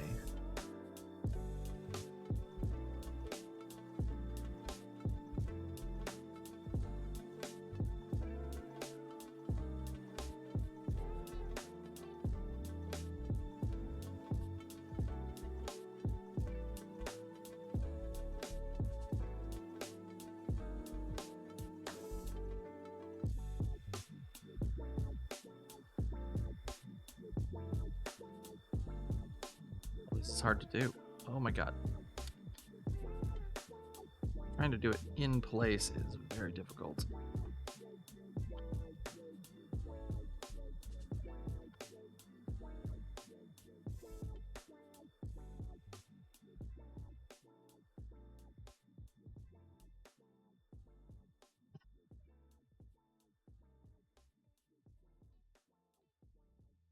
Let's do it on the camera. Regular camera. Aw. Halting Problems. What a wonderful name. Thank you for the follow. Welcome into the collective.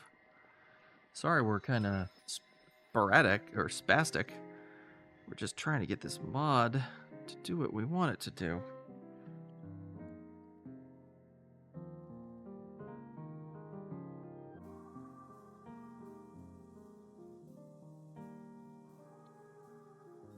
I kind of burned up my other wire, so just gotta make do.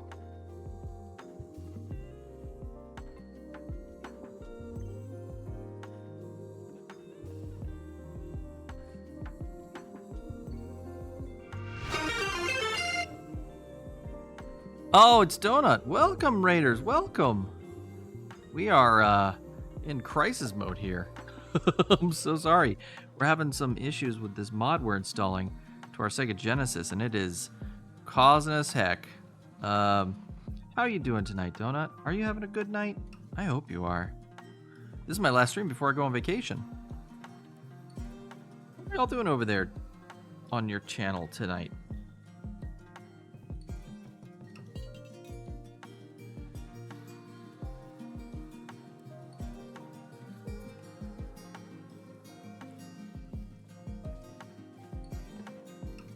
Why won't you do what I want you to do, son?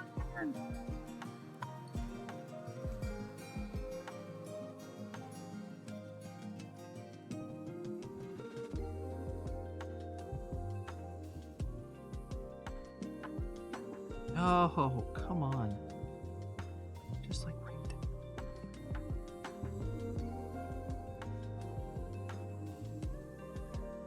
Ah, finally connected. We were playing Phasmophobia? Heck yeah. That game's way too scary for me.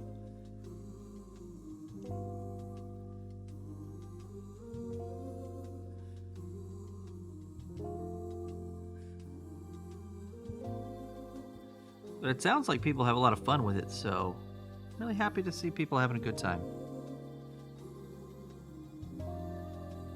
Let's see, how many pins are we out from? 1, 2, 3, 4, 5, 6. 1, 2, 3, 4, 5, 6, 6. Okay, I think that's connected. I don't think we're bridged anywhere. Let's throw this back in. I'm gonna run over to the console turn it on. We'll see if we fixed it. And if we haven't fixed it, we are gonna call it a night, chat. Sorry, Raiders, it's kind of late for us, so we're gonna try this one more time, and then we're heading out. A buddy and I were making nightmare mode look like a joke. I could see it. I could see y'all being super good at that game. All right, hold on, chat. I'm gonna go test this, and I'll be right back. I'll tell you the results in just a second. Don't go anywhere.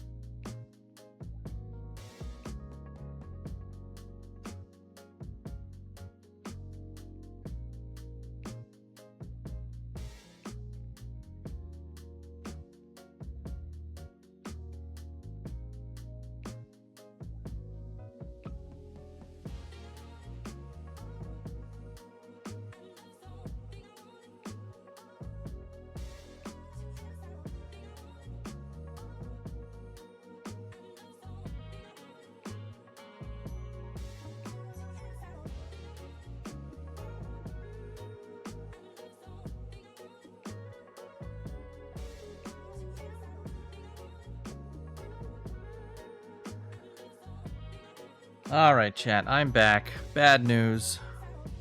Didn't work. In fact, it got a little worse, actually.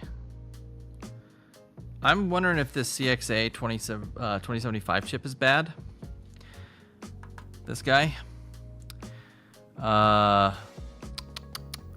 That's weird, though, that we lost color when I changed where the power's connected. That's really strange. I don't know what would cause that. That's really wild. Yeah, maybe I just have the wrong crystal oscillator. 3.57954.5 megahertz. That's supposed to be the NTSC values. Let's see. Does it match what we have on our oscillator over here? Our oscillator is a 53.69131. But this is the one that I was told to use. So I don't know why these values are different. Maybe that's a problem. Maybe I should have used the values. Just got a straight replacement for this chip exactly. Well, nothing can be done about it right now. We're going on vacation. We'll worry about it when we get back. Yeah. Well, I want to say thank you everybody for coming out. Sorry it was kind of a weird one. We had some success. Not a total success, but I think we're moving in the right direction. I think this design for the mod is way better than what we've been doing in the past. So maybe we'll do a version 6. I don't know. I'm kind of obsessed with this now. Let's roll our credits. Huge thanks to everyone for coming out, hanging in there with me and watching this ridiculous Frankenstein shenanigans. I lost internet connectivity exactly when my connection uptime reached 3 days. 0 minutes. Nice. But yeah, huge shout out to our solder blob moderators, helping hold our components in place. Wireball and Sparky Dinka. Hope you're both doing have an amazing time while I'm away. Keep yourselves. Aye! Ow! Shrimp in the face. So many shrimp in the face. Why? But yeah, thanks for hanging out, and thanks to Donut for the raid. Thank you, Donut. That was so kind of you to raid in, and we had a lot of fun people stop by. As always, huge shout out to everyone, chatters, lurkers. You're all the best. Thank you, Galley Sprout. All right, let's get a raid message and let's raid out of here and keep this fun train going.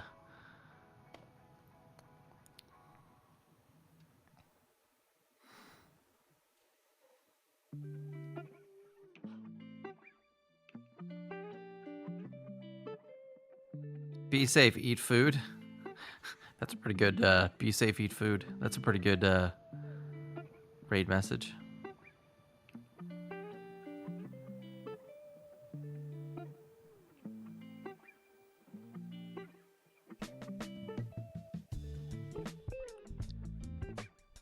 Oh man, I never raid this late, so... Oh, Asana. Be safe, eat food. Make sure your crystal oscillator is 3.5. Perfect. All right. We're going to go raid Rocket. Everybody say hi to Rocket for me. I'm going to... I'm not going to be able to stay long. All right, everybody. Again, appreciate y'all being here. Oh, they're playing Zelda! Oh, are they playing that, like, randomizer Zelda mod dungeon? That'd be rad. Or maybe they're doing, oh, they're doing speedruns of Zelda. Oh, that's awesome. Y'all are gonna have fun over there. All right, everybody. Have a great night. I'll see you when I get back from vacation. Toodaloo!